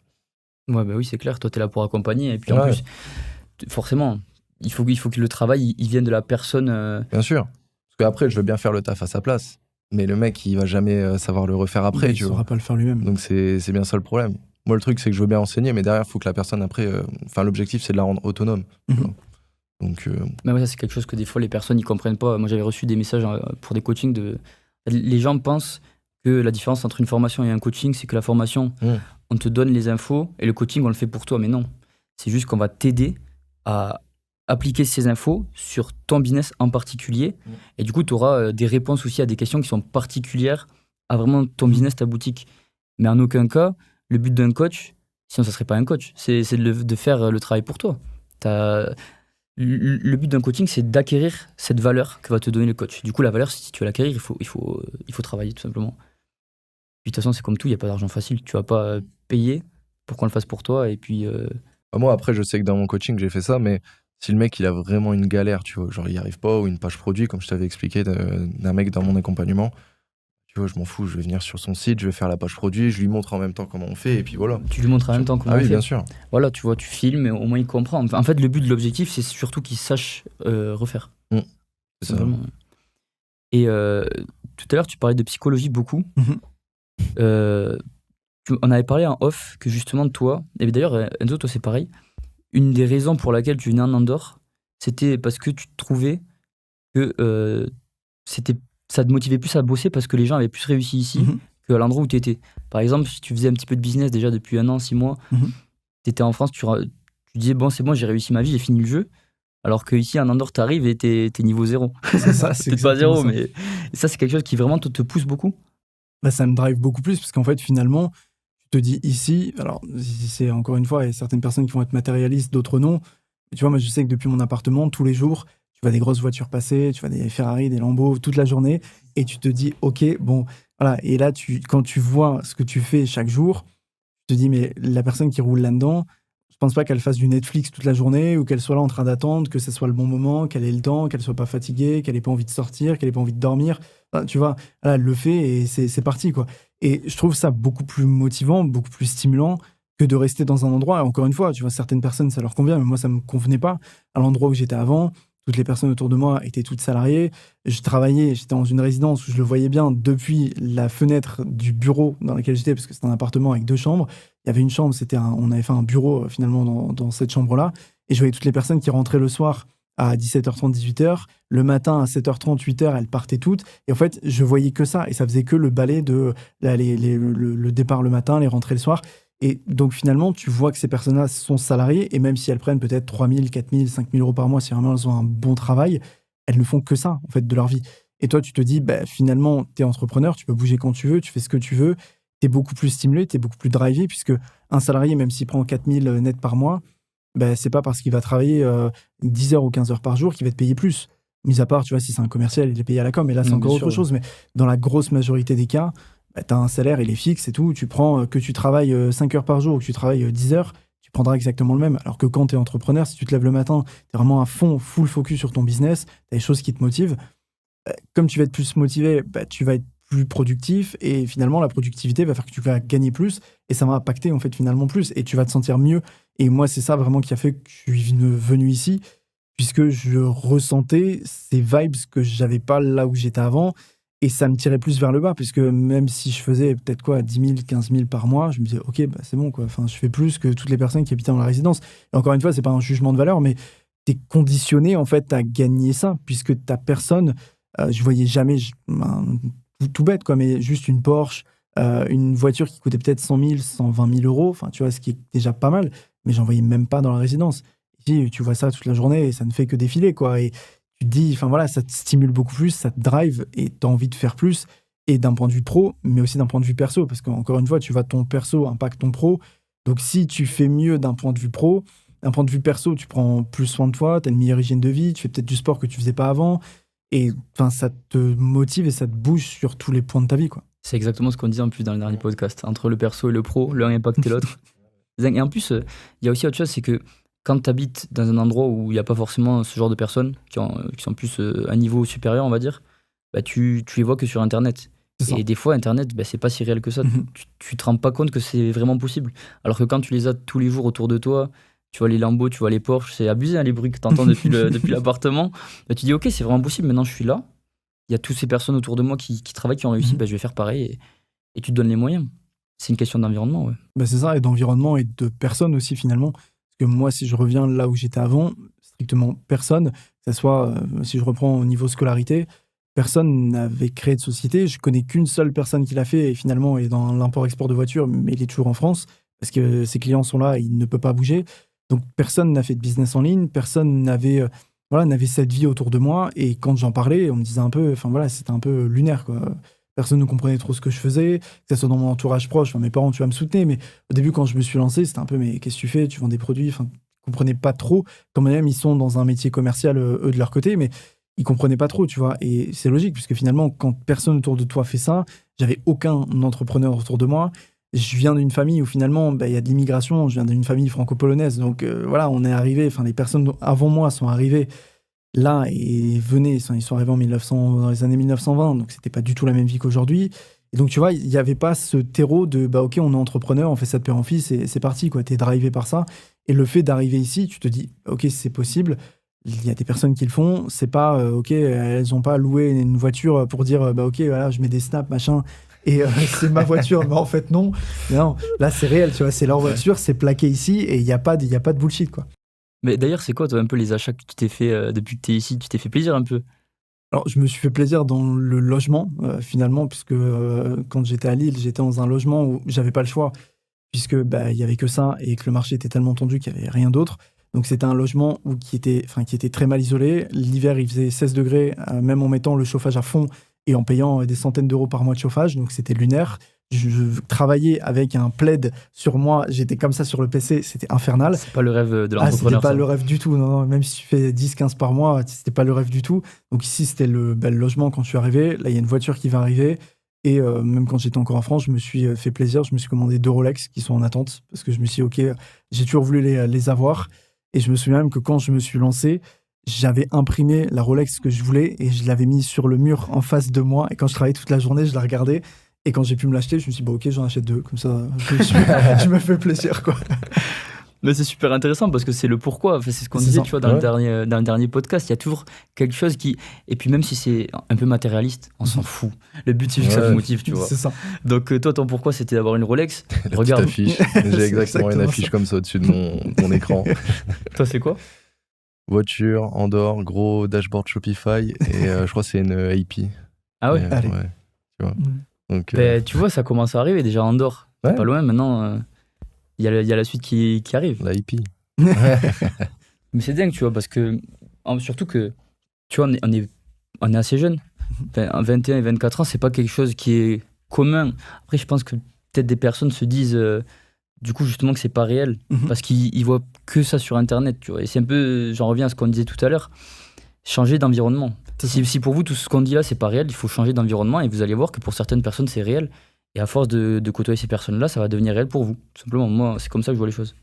C'est exactement ça. Enfin, même si tu habites n'importe où en France, là on est ici en Andorre, tu prends un billet d'avion, tu viens à Toulouse ou à Barcelone, tu prends un transfert, tu arrives ici en Andorre, tu passes même une journée et tu vas te rendre compte de ce que c'est, quoi, réellement. Tu vois que c'est pas bullshit, les voitures, c'est des vraies voitures, les personnes, c'est des vraies personnes. Enfin, tu vois, c'est pas un décor de cinéma, quoi.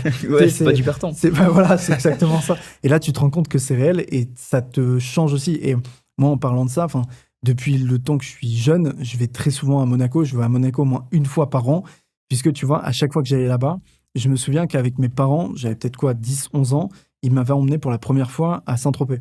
Et ils me disaient, vas-y, tu verras, il y a des gros bateaux et des yachts, machin. Et je dis, ok, oui, des bateaux. Tu vois, quand t'as 10-11 ans, t'imagines pas le truc. Et quand t'es tout petit à côté d'un yacht qui fait je sais pas combien de mètres, et tu le vois de tes yeux, tu te dis, ok, c'est réel, t'as des gens dessus.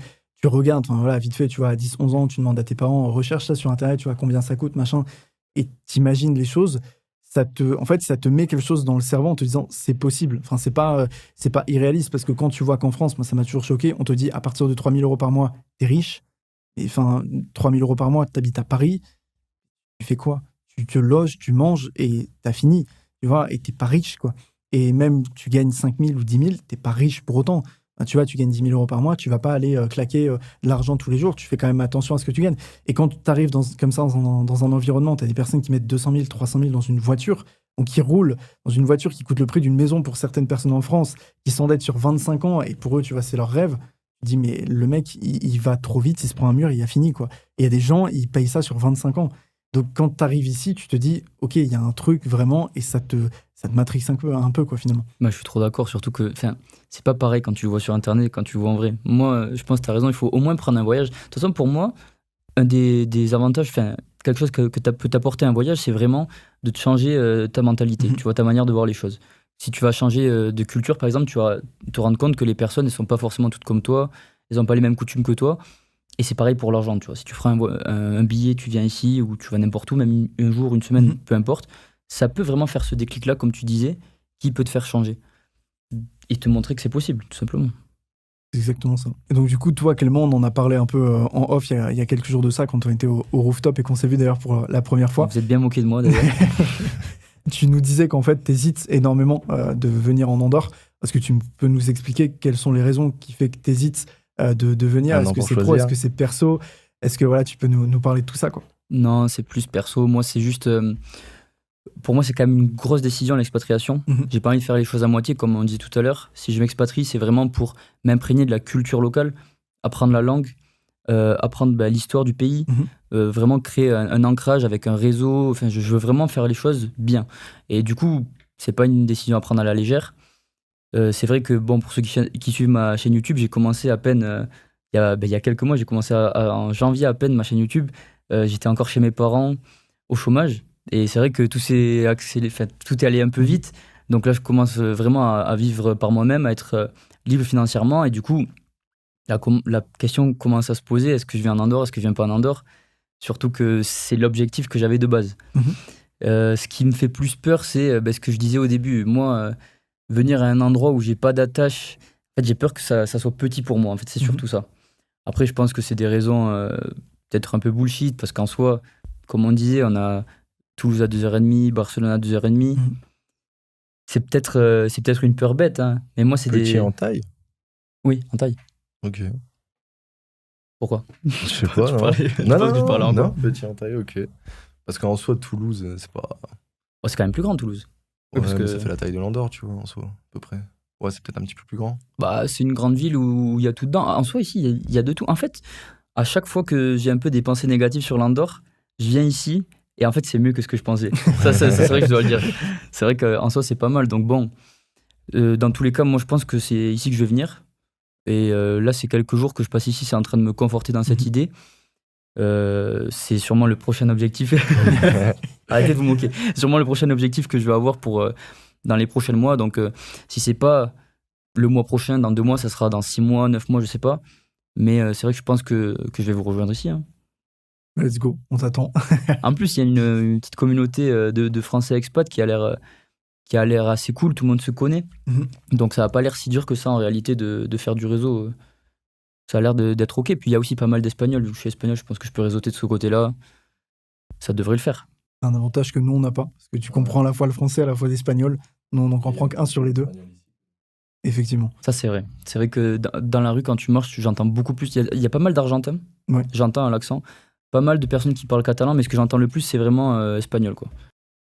Donc c'est pour ça que toi, tu as un avantage, tu peux vraiment venir ici. Après, je pense que le fait d'avoir peur de venir, c'est parce que d'un point de vue, en fait, quand on réfléchit, on se dit, OK, c'est une principauté qui est enclavée, qui est à 2h30 peut-être de Toulouse, 2h30 de Barcelone. Donc en fait, c'est plus cette peur-là qui fait que tu te dis, OK, si je suis là, c'est un peu comme si tu étais bloqué. Alors qu'en fait, finalement, tu n'es pas bloqué du tout. Parce que tu prends ta voiture, tu vas où tu veux. Ouais. C'est pas comme si tu vas t'habiter, je sais pas, en Australie ou tu veux revenir en France, tu prends plus de 10 heures d'avion.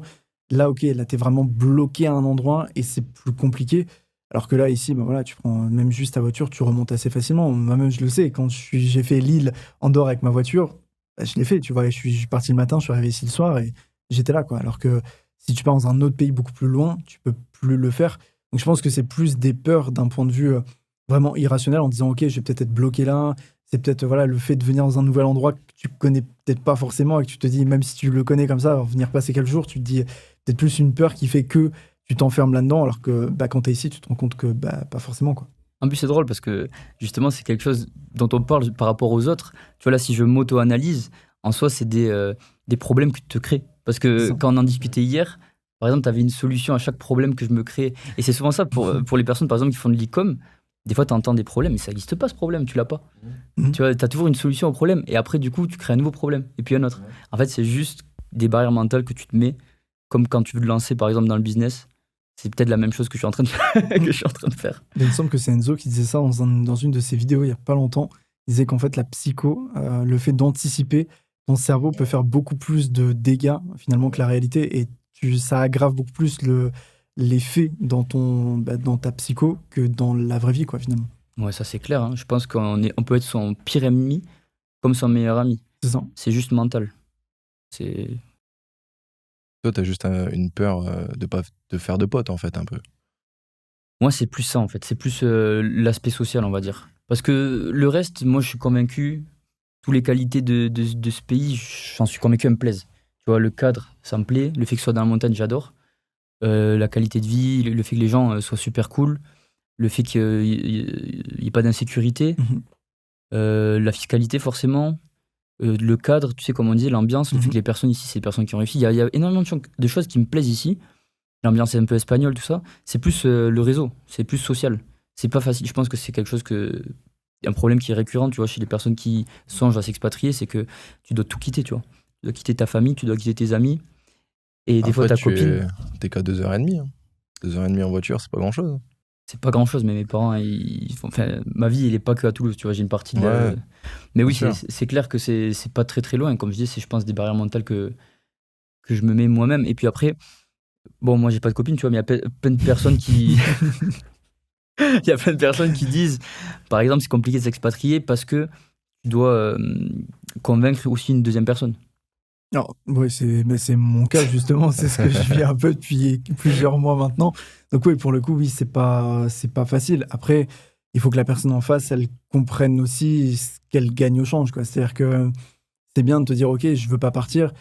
Si juste je veux pas partir, pourquoi ? Parce que je veux pas et qu'il n'y a pas de réelle raison derrière. Tu vois, c'est un peu comme on disait tout à l'heure avec coquille vide. Enfin, ouais, OK. Et si finalement tout est là, tout est posé d'un point de vue vraiment factuel, après, c'est aussi ce côté prise de risque, quoi. Et c'est un peu. Il me semble que c'est toi qui parlais du coup d'opportunité en off il y a quelques jours de ça.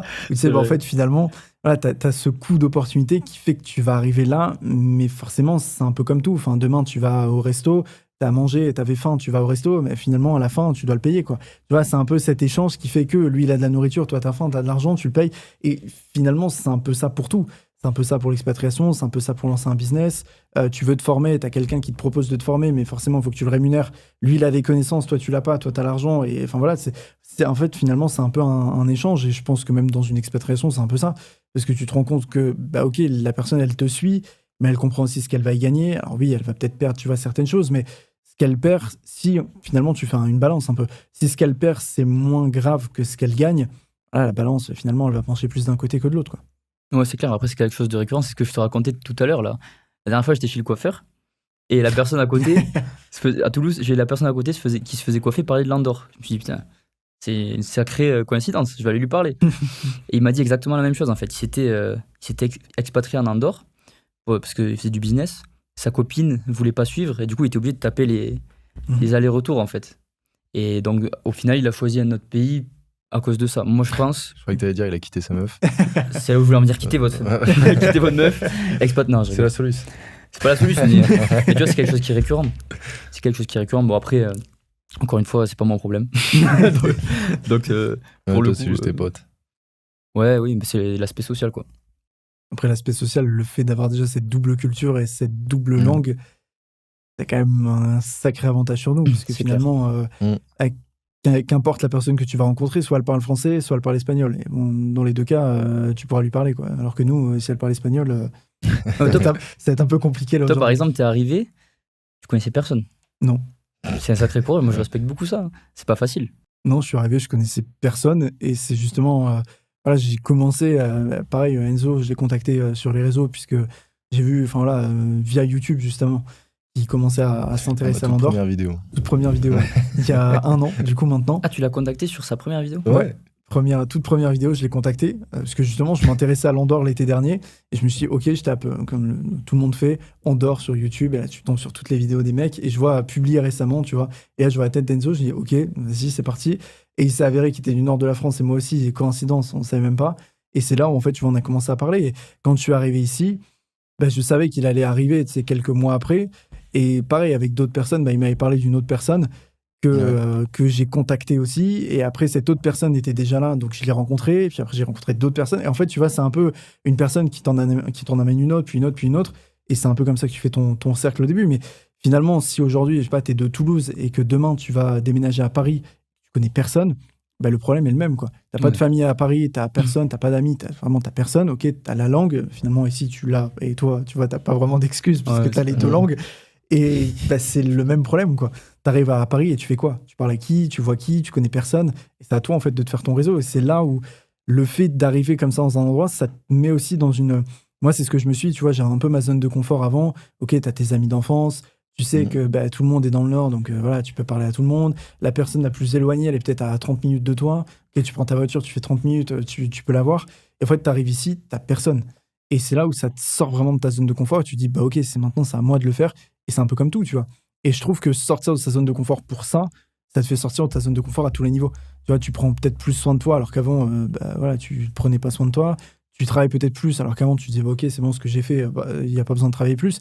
Et ça te sort beaucoup. Et je me souviens que les premières semaines où je suis arrivé ici, je travaillais jusqu'à 1h, 2h du matin, parce que tu vois, j'étais vraiment dans ce truc, ok, j'étais focus. Tous les matins, je prenais mon café en regardant la montagne et j'avais même l'air d'être un peu con, tu vois. Je prenais mon café et tous les matins, j'étais buggé sur la montagne comme ça pendant 30 minutes. Parce que la seule chose que je voyais avant, c'était une vieille résidence à Lille où, voilà, tu voyais juste des personnes qui faisaient des allers-retours et je voyais juste les mêmes personnes qui sortaient leurs chiens tous les matins, quoi. Et c'était pas vraiment incroyable. Ouais, je comprends. Mais ce truc-là de zone de confort, j'ai viens d'y penser. Je me dis, est-ce que c'est parce que t'as peur, justement, parce que t'es en train de sortir de ta zone de confort? Tu changes d'identité.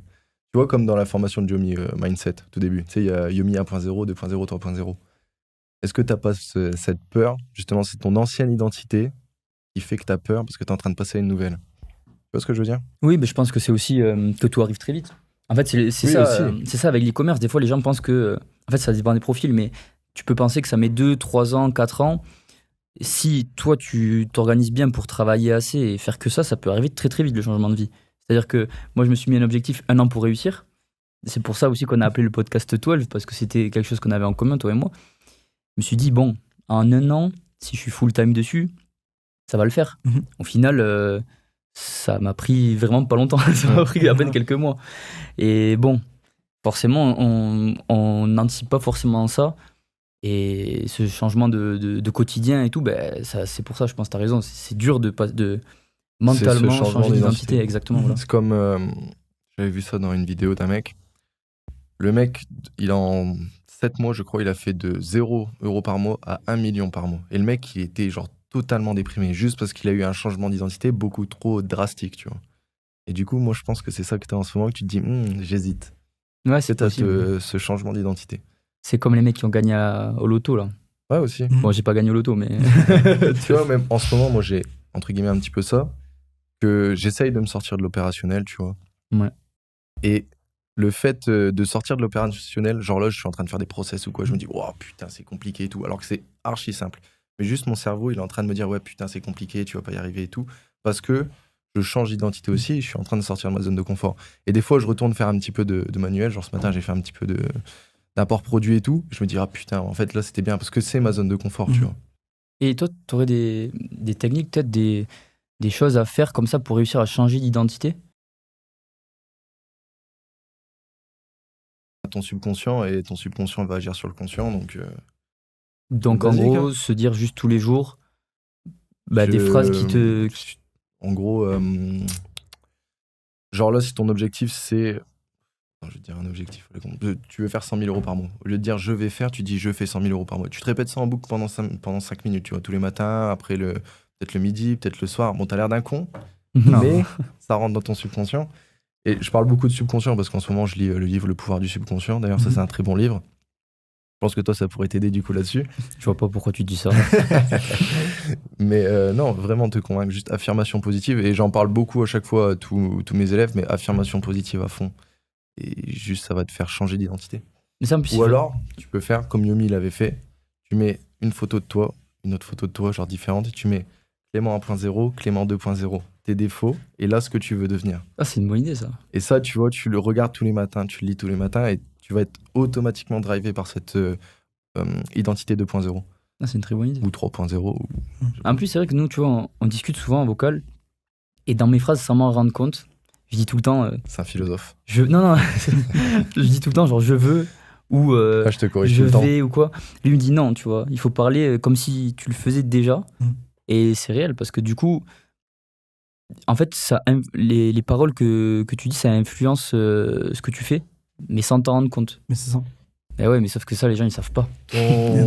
Enfin, du coup, comme je suis dans le livre en ce moment, ton subconscient, c'est juste un employé qui écoute bêtement. En gros, ton conscient, c'est le patron. Le subconscient, c'est l'employé. Mais en fait, l'employé ne va jamais remettre en cause ce que dit ton conscient.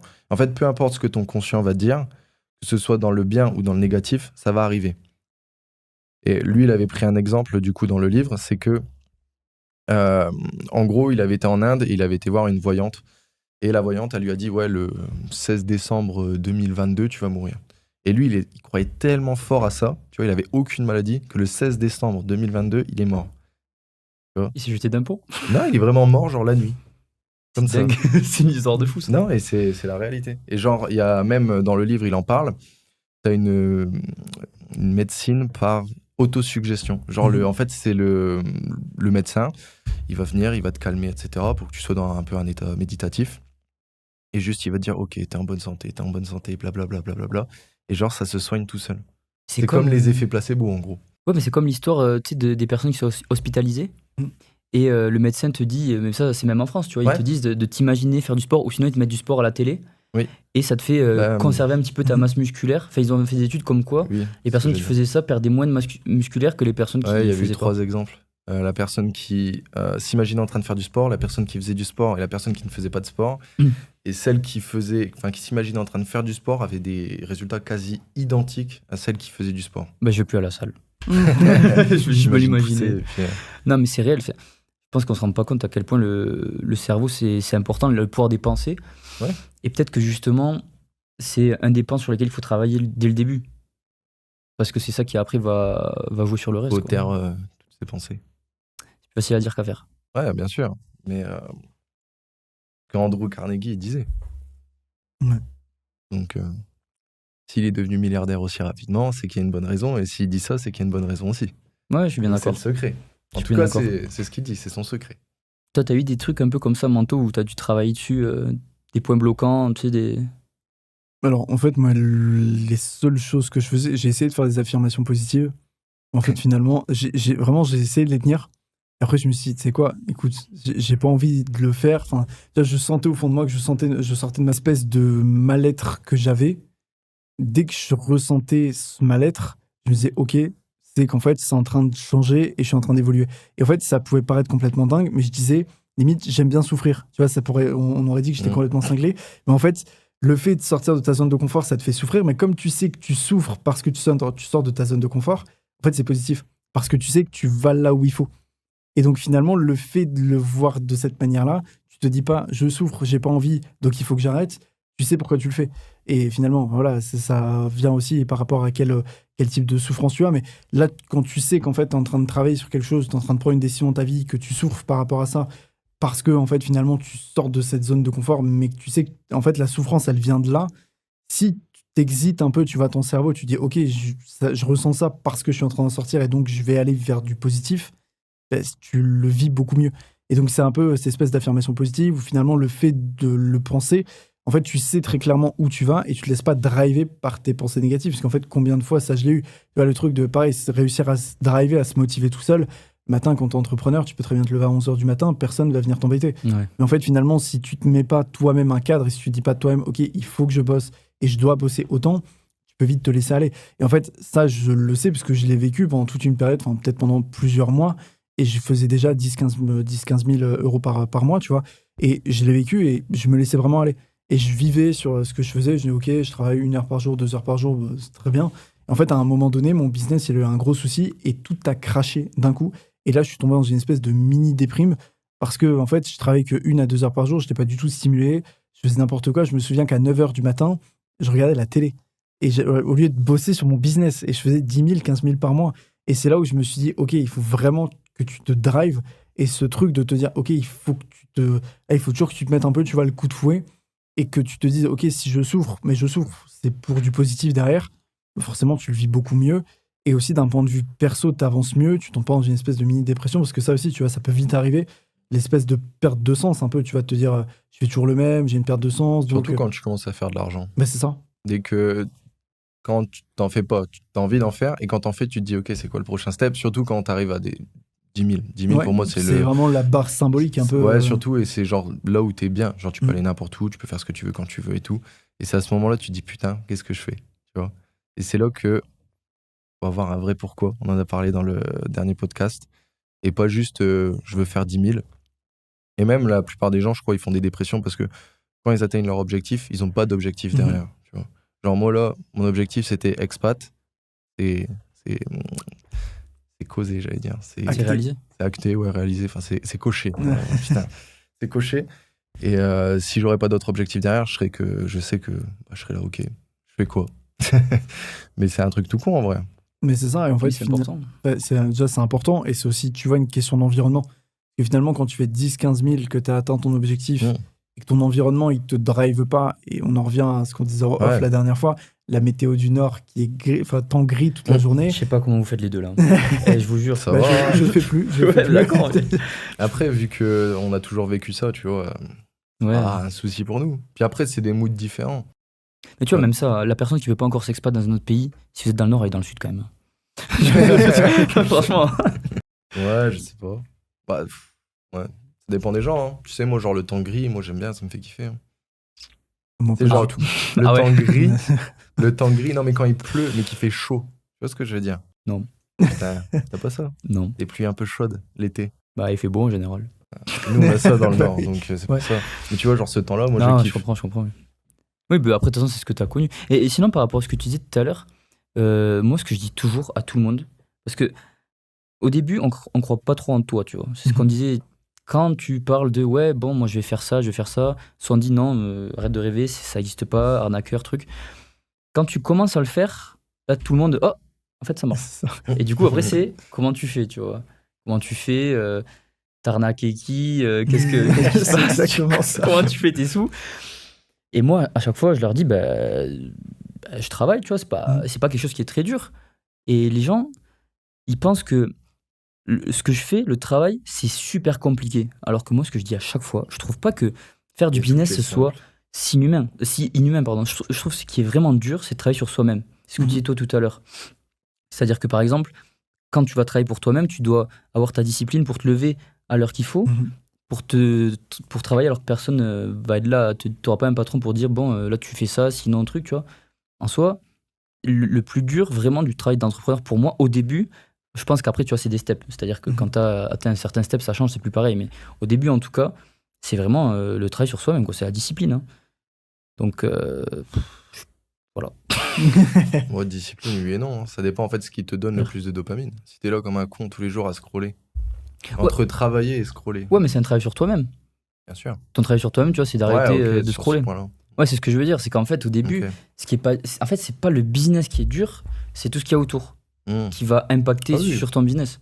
Parce qu'en soi, quand tu arrives... Lancer un site, importer des produits, lancer des pubs... Ouais, c'est pas inhumain. Je veux dire, chaque truc a sa complexité, surtout à un certain niveau. Oui. Tu vois, quand tu veux l'approfondir, il y a de la complexité. Mais en fait, si tu... Je sais pas toi, mais si je passe une journée, je me lève à 6h, je travaille jusqu'à 23h ou 22h ou je sais pas quelle heure, enfin je travaille toute la journée et que je fais ça pendant un mois, mais je sais que mon business il est en train d'avancer de malade, tu vois. Ah oui. Le seul problème, c'est quand j'arrive pas à mettre les heures. Et en plus, tu sais que tu fais quelque chose de mal. C'est comme quand. T'as la petite voix dans ta tête. Ouais, c'est comme quand t'as un contrôle et que tu révises pas, tu vois. Oh, ça, bah les couilles, mais. Oui, mais. On n'a pas des passionnés de l'école ici. Ah non, pas du tout. Non. Moi non plus. Moi non plus. Mais non. Non, en fait, c'est un peu ça. C'est plutôt le fait d'être acteur de ta vie plus que spectateur. Ouais, et en fait, c'est ce que j'ai compris depuis le temps que je suis arrivé ici, tu vois. Avant, j'étais plutôt un peu spectateur. Enfin, je faisais parce que j'avais le process et tu vois, ça se répétait un peu tous les jours. Et j'étais un peu pris dans cette boucle. Et vu le temps que je suis arrivé ici, je me dis, ok, qu'est-ce que tu peux faire pour être acteur? Tu vois, avant, je regardais beaucoup YouTube. Qu'est-ce que je peux faire pour passer de l'autre côté de la barrière, quoi? Tu vois, tu regardais, forcément, tu regardes sur Insta, les comptes business, machin. Qu'est-ce que je peux faire pour passer de l'autre côté? Et en fait, quand tu switches ta mentalité de t'es acteur et pas juste spectateur, donc tu vas consommer du contenu tout le temps. Et il y a beaucoup de personnes, j'ai vu beaucoup de personnes qui font ça, qui sont à fond sur les réseaux, mais qui déjà n'ont aucun abonnement. Enfin, ça se voit très souvent. Il y a plein de personnes qui ont énormément d'abonnés, qui sont très connus et qui ont 0 abonnement sur leur compte Insta pour justement ne pas, tu vois, être un peu dévié vers ok, je vais aller regarder ça ou je vais faire ça, etc. Et il y a beaucoup de personnes juste qui ouvrent Insta, qui postent et qui justement en fait, elles ont posté, elles ferment.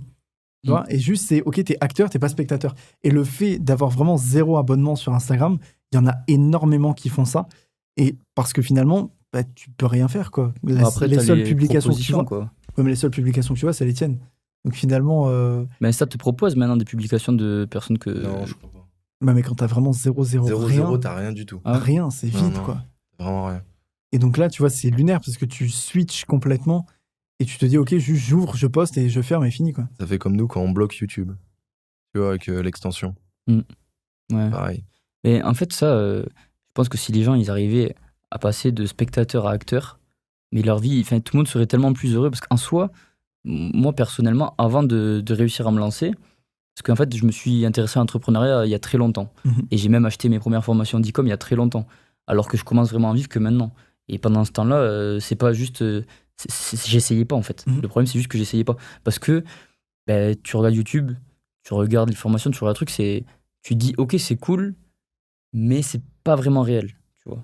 Et les gens, ils se Ou alors, tu penses qu'il y a un truc magique. Ouais, c'est ça. Ça, c'est le truc, je crois, numéro 1 chez tous les débutants. Les gens, ils se rendent pas compte à quel point leur vie, elle peut changer juste en changeant des petits trucs, genre en passant à l'action sur des tout petits trucs. Mais vraiment des tout petits trucs. Tu vois, par exemple, tous tes potes, ils ont Insta sur leur tel. Désinstalle Insta de ton tel. Tout le monde va dire, mais t'es bizarre. Mais je te jure, c'est un tout petit truc. Tu vas arriver chez toi, tu n'auras pas Insta. Tu vas même pas. Des fois, tu t'en rends pas compte. Tu vois, tu te poses sur ton canapé, tu rentres d'une journée de travail, c'est machinal. Tu sors ton téléphone et tu scrolles. Bah, toi, tu vas arriver sur ton téléphone et tu vas pas pouvoir scroll. Juste, tu vas te poser la question, oh, j'allais rien faire, tu vois. Et tu vas commencer à bosser. Ben, moi, c'est exactement ce qui m'arrivait au tout début, tu vois. J'arrivais pas à passer de spectateur à acteur. Tu peux pas passer de rien à tout. Il faut que ce soit par petites étapes. Donc, tu peux commencer, tu vois, à faire des petites actions comme ça sur ta vie, mais tu te rends pas compte à quel point ça va avoir un impact. Moi, je pense que c'est la meilleure chose pour réussir, tu vois, à changer ce paradigme-là. Moi, en tout cas, c'est ce qui a marché, parce qu'au début, j'étais comme tout le monde. Je pense qu'on est des gens normaux, tu vois, forcément. On a passé des journées à scroller, on a passé des journées à jouer, on a passé des journées... C'est juste que la différence, je pense, entre les gens qui ont fait et qui n'ont pas fait, c'est que ils ont réussi à placer des petites actions, tu vois, peu à peu dans le quotidien qui changeaient leur vie. Déjà, juste les consoles. Si t'as une PS5 chez toi, si t'as quoi que ce soit, et que tu veux lancer un business, revends. Mais je suis d'accord avec toi. Et utilise l'argent pour lancer ton business, fais ce que tu veux, mais ne joue pas, ça sert à rien. Tu vois, il y a tellement de personnes, et je le faisais quand j'étais auparavant, tu vois.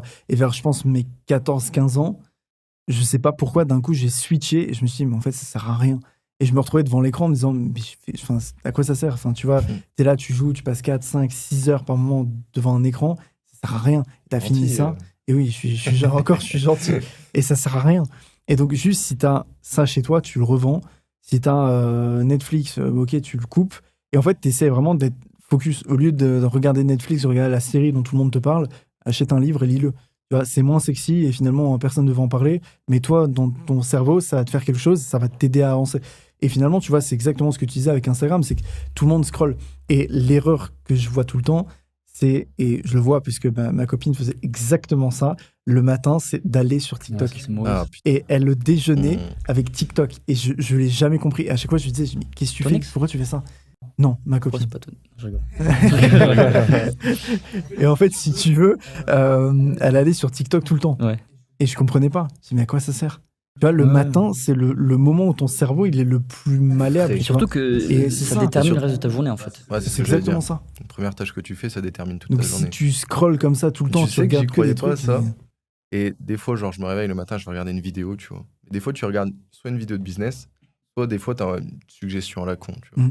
Et quand je regarde une vidéo de business toute la journée, putain, je suis archi productif et drivé par ça. Je regarde une vidéo un peu à la con, genre même 5 minutes, si c'est la première chose que tu fais. Ma journée, elle est baisée, j'ai l'impression. En fait, tu vas travailler quand même, mais tu vas pas être focus. Tu vas vouloir faire... tu vas avoir envie de faire d'autres choses ou quoi, parce que ça t'a donné trop de dopamine, justement, cette chose-là. Et c'est pour ça que je pense, le truc, je crois que tu le fais également, mais genre la première heure, tu touches pas à ton tel, du tout. Ouais, mais moi, carrément, ce que j'ai fait, c'est que je me suis acheté un réveil tu vois, analogique, genre... Ouais, et en gros, maintenant, mon téléphone, je le mets super loin de mon lit, je le range dans un placard, tu vois, je sais pas. Je me réveille avec ce réveil-là. Comme ça, déjà, j'ai pas la tentation de prendre mon tel dès que je me réveille. Et j'essaye de directement, le plus vite possible, me mettre, tu vois, dans ma routine de travail. Directement faire ce que j'ai à faire. Parce que je trouve que ça va trop déterminer toute ta journée, en fait, le matin, en fait, tout simplement. Ouais. Et en plus, c'est drôle parce qu'on a fait les mêmes choses tous. Moi, quand un jour, j'ai pété un plomb et je me suis dit, bon, il y en a marre, tu vois. Maintenant, c'est maintenant, je commence. J'ai fait quoi? J'ai pris l'Icebox que je venais d'acheter. Je venais d'avoir à Noël. Je l'ai mis sur le bon coin. J'ai pris le PC Gaming. Plus de Counter-Strike, plus rien. Le bon coin aussi. J'ai arrêté les abonnements Netflix, tout. J'ai tout arrêté. Et forcément, quand tu as tout ce temps qui se débloque, et en plus on se rend pas compte à quel point c'est énormément de temps, forcément tu remplaces. Et il faut savoir par quoi remplacer, tu vois. Mais je pense que si les gens ils font pas ça, ils réussissent pas. Nous, on est l'exemple qu'on a appliqué les mêmes choses sans se concerter et on a réussi à changer de routine et commencer à faire des choses. Peut-être qu'il faut faire comme les gens qui réussissent à changer de routine, tu vois. Simplement. C'est toujours la même chose. Je l'ai toujours, ma Play. Je l'écoutais pas, lui. J'ai toujours ma Play, mon PC, tout ça. Juste, j'y vais pas. Oui, après, si tu vas pas, ça va, mais Par contre, je me rappelle qu'au début, juste vraiment au tout début, tout con, il y avait le nouveau Pokémon qui était sorti. Juste, genre le midi, je me dis, putain, vas-y, 30 minutes, je joue. Au final, 30 minutes, 1 heure, 2 heures, 3 heures. Au final, tu perds du temps. Et là, maintenant, je me dis, putain, j'aurais pas passé juste. En plus, le jeu, je l'ai même pas terminé. Maintenant, je m'en bats les couilles. En gros, j'aurais gagné tellement de temps. Tu gagnes tellement de temps, en fait. Et tous les petits trucs comme ça au début, tu t'en rends pas compte, mais c'est après que tu vas t'en rendre compte. Bah ouais, tu regrettes. Et tu veux des Pokémon ou tu veux de l'argent? C'est ça la question. Les deux. Les deux.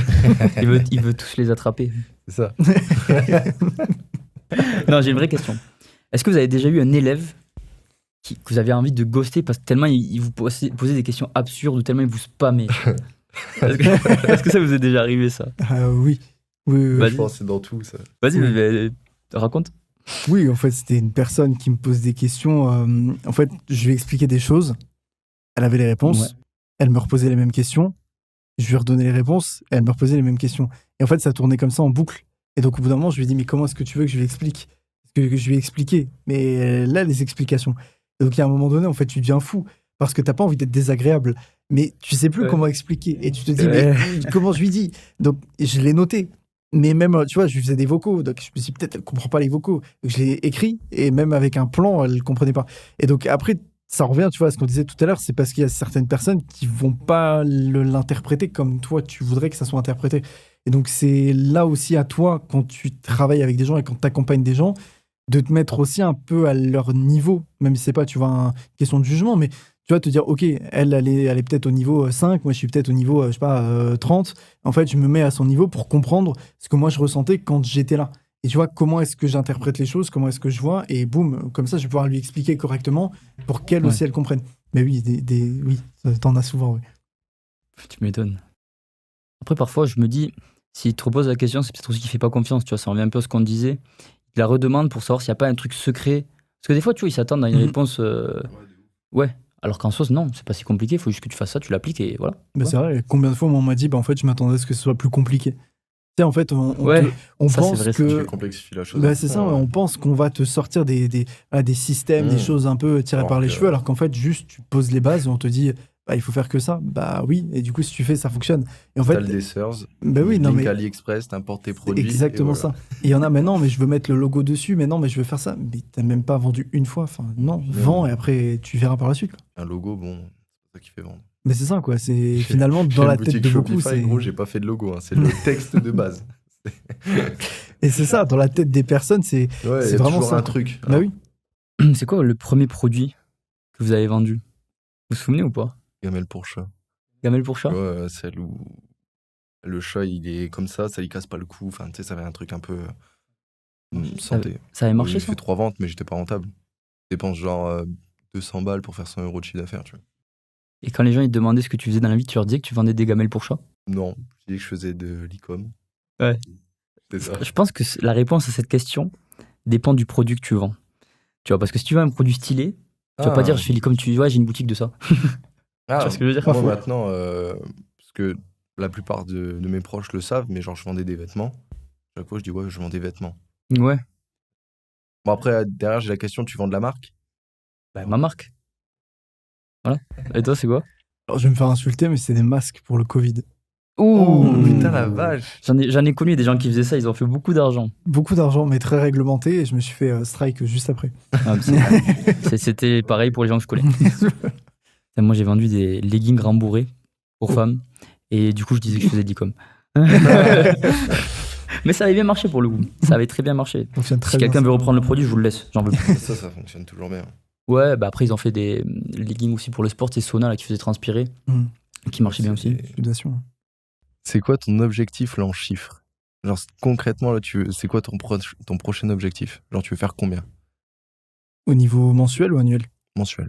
Mensuel, j'aimerais bien juste faire même 100 000. Ouais. 100 000 mensuels de profit, en tout cas. On parle vraiment de profit. Donc 100 000 net, full poche. Ouais, je pense que c'est bien. Full poche, je l'avais jamais entendu celle-là. Et ben là, je serais bien. Là, vraiment, c'est pas mal. C'est quoi que tu comptes mettre en place pour y arriver? Déjà, gros système partout. Essayer vraiment de faire les choses beaucoup plus propres et de manière beaucoup moins artisanale, on va dire, pour vraiment pouvoir après sortir aussi de l'opérationnel et aussi développer vraiment la stratégie de contenu pour impacter plus, parce que je pars du principe qu'en fait aujourd'hui, l'argent que tu gagnes, ça correspond à l'impact que tu as. Et si tu gagnes pas beaucoup, c'est que tu n'as pas beaucoup d'impact. Et si tu gagnes beaucoup, c'est que tu as beaucoup d'impact. Et donc finalement, si je gagne 100 000 par mois, c'est que j'ai plus d'impact que ce que j'ai aujourd'hui. Donc finalement, pour moi, l'argent que tu gagnes, c'est juste une conséquence de ce que tu fais.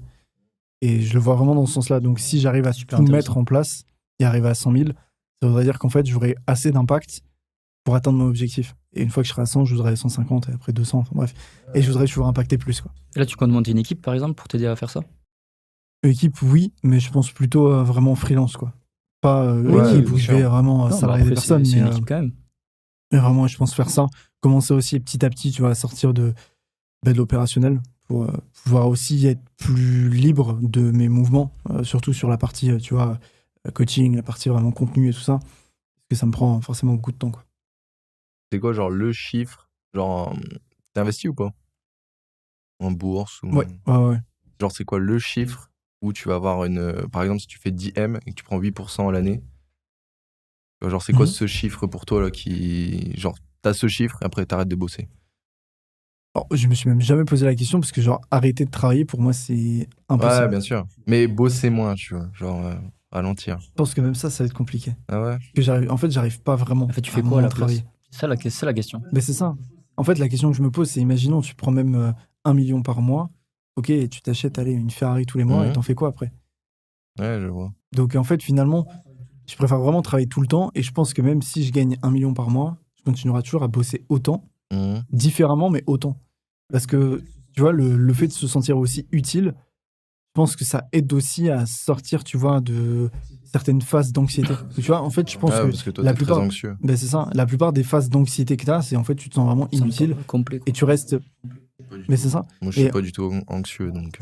Et ben moi, tu vois, pour zéro le coup, stress, rien pour du tout. parler aux personnes qui sont vraiment anxieuses, je pense que vraiment, si tu restes une journée, tu fais, je sais pas, un dimanche où tu ne fais rien de ta Je journée, suis d'accord. affreux. Je suis bien d'accord. par contre, là-dessus, ouais, je suis d'accord. Tu finis ta journée, tu as l'impression d'avoir servi à rien, en fait. Et combien de fois je l'ai vécu, et en fait, depuis le temps que je suis arrivé ici, le fait d'être vraiment drivé, d'avoir encore une fois changé d'environnement, tu te sens utile, donc tu bosses, donc finalement, tu as un but, et l'un dans l'autre, bah, tu as plus côté anxiété. Donc finalement, l'idée de combien est-ce qu'il me faudrait pour vraiment arrêter de travailler, je me suis même jamais posé la question.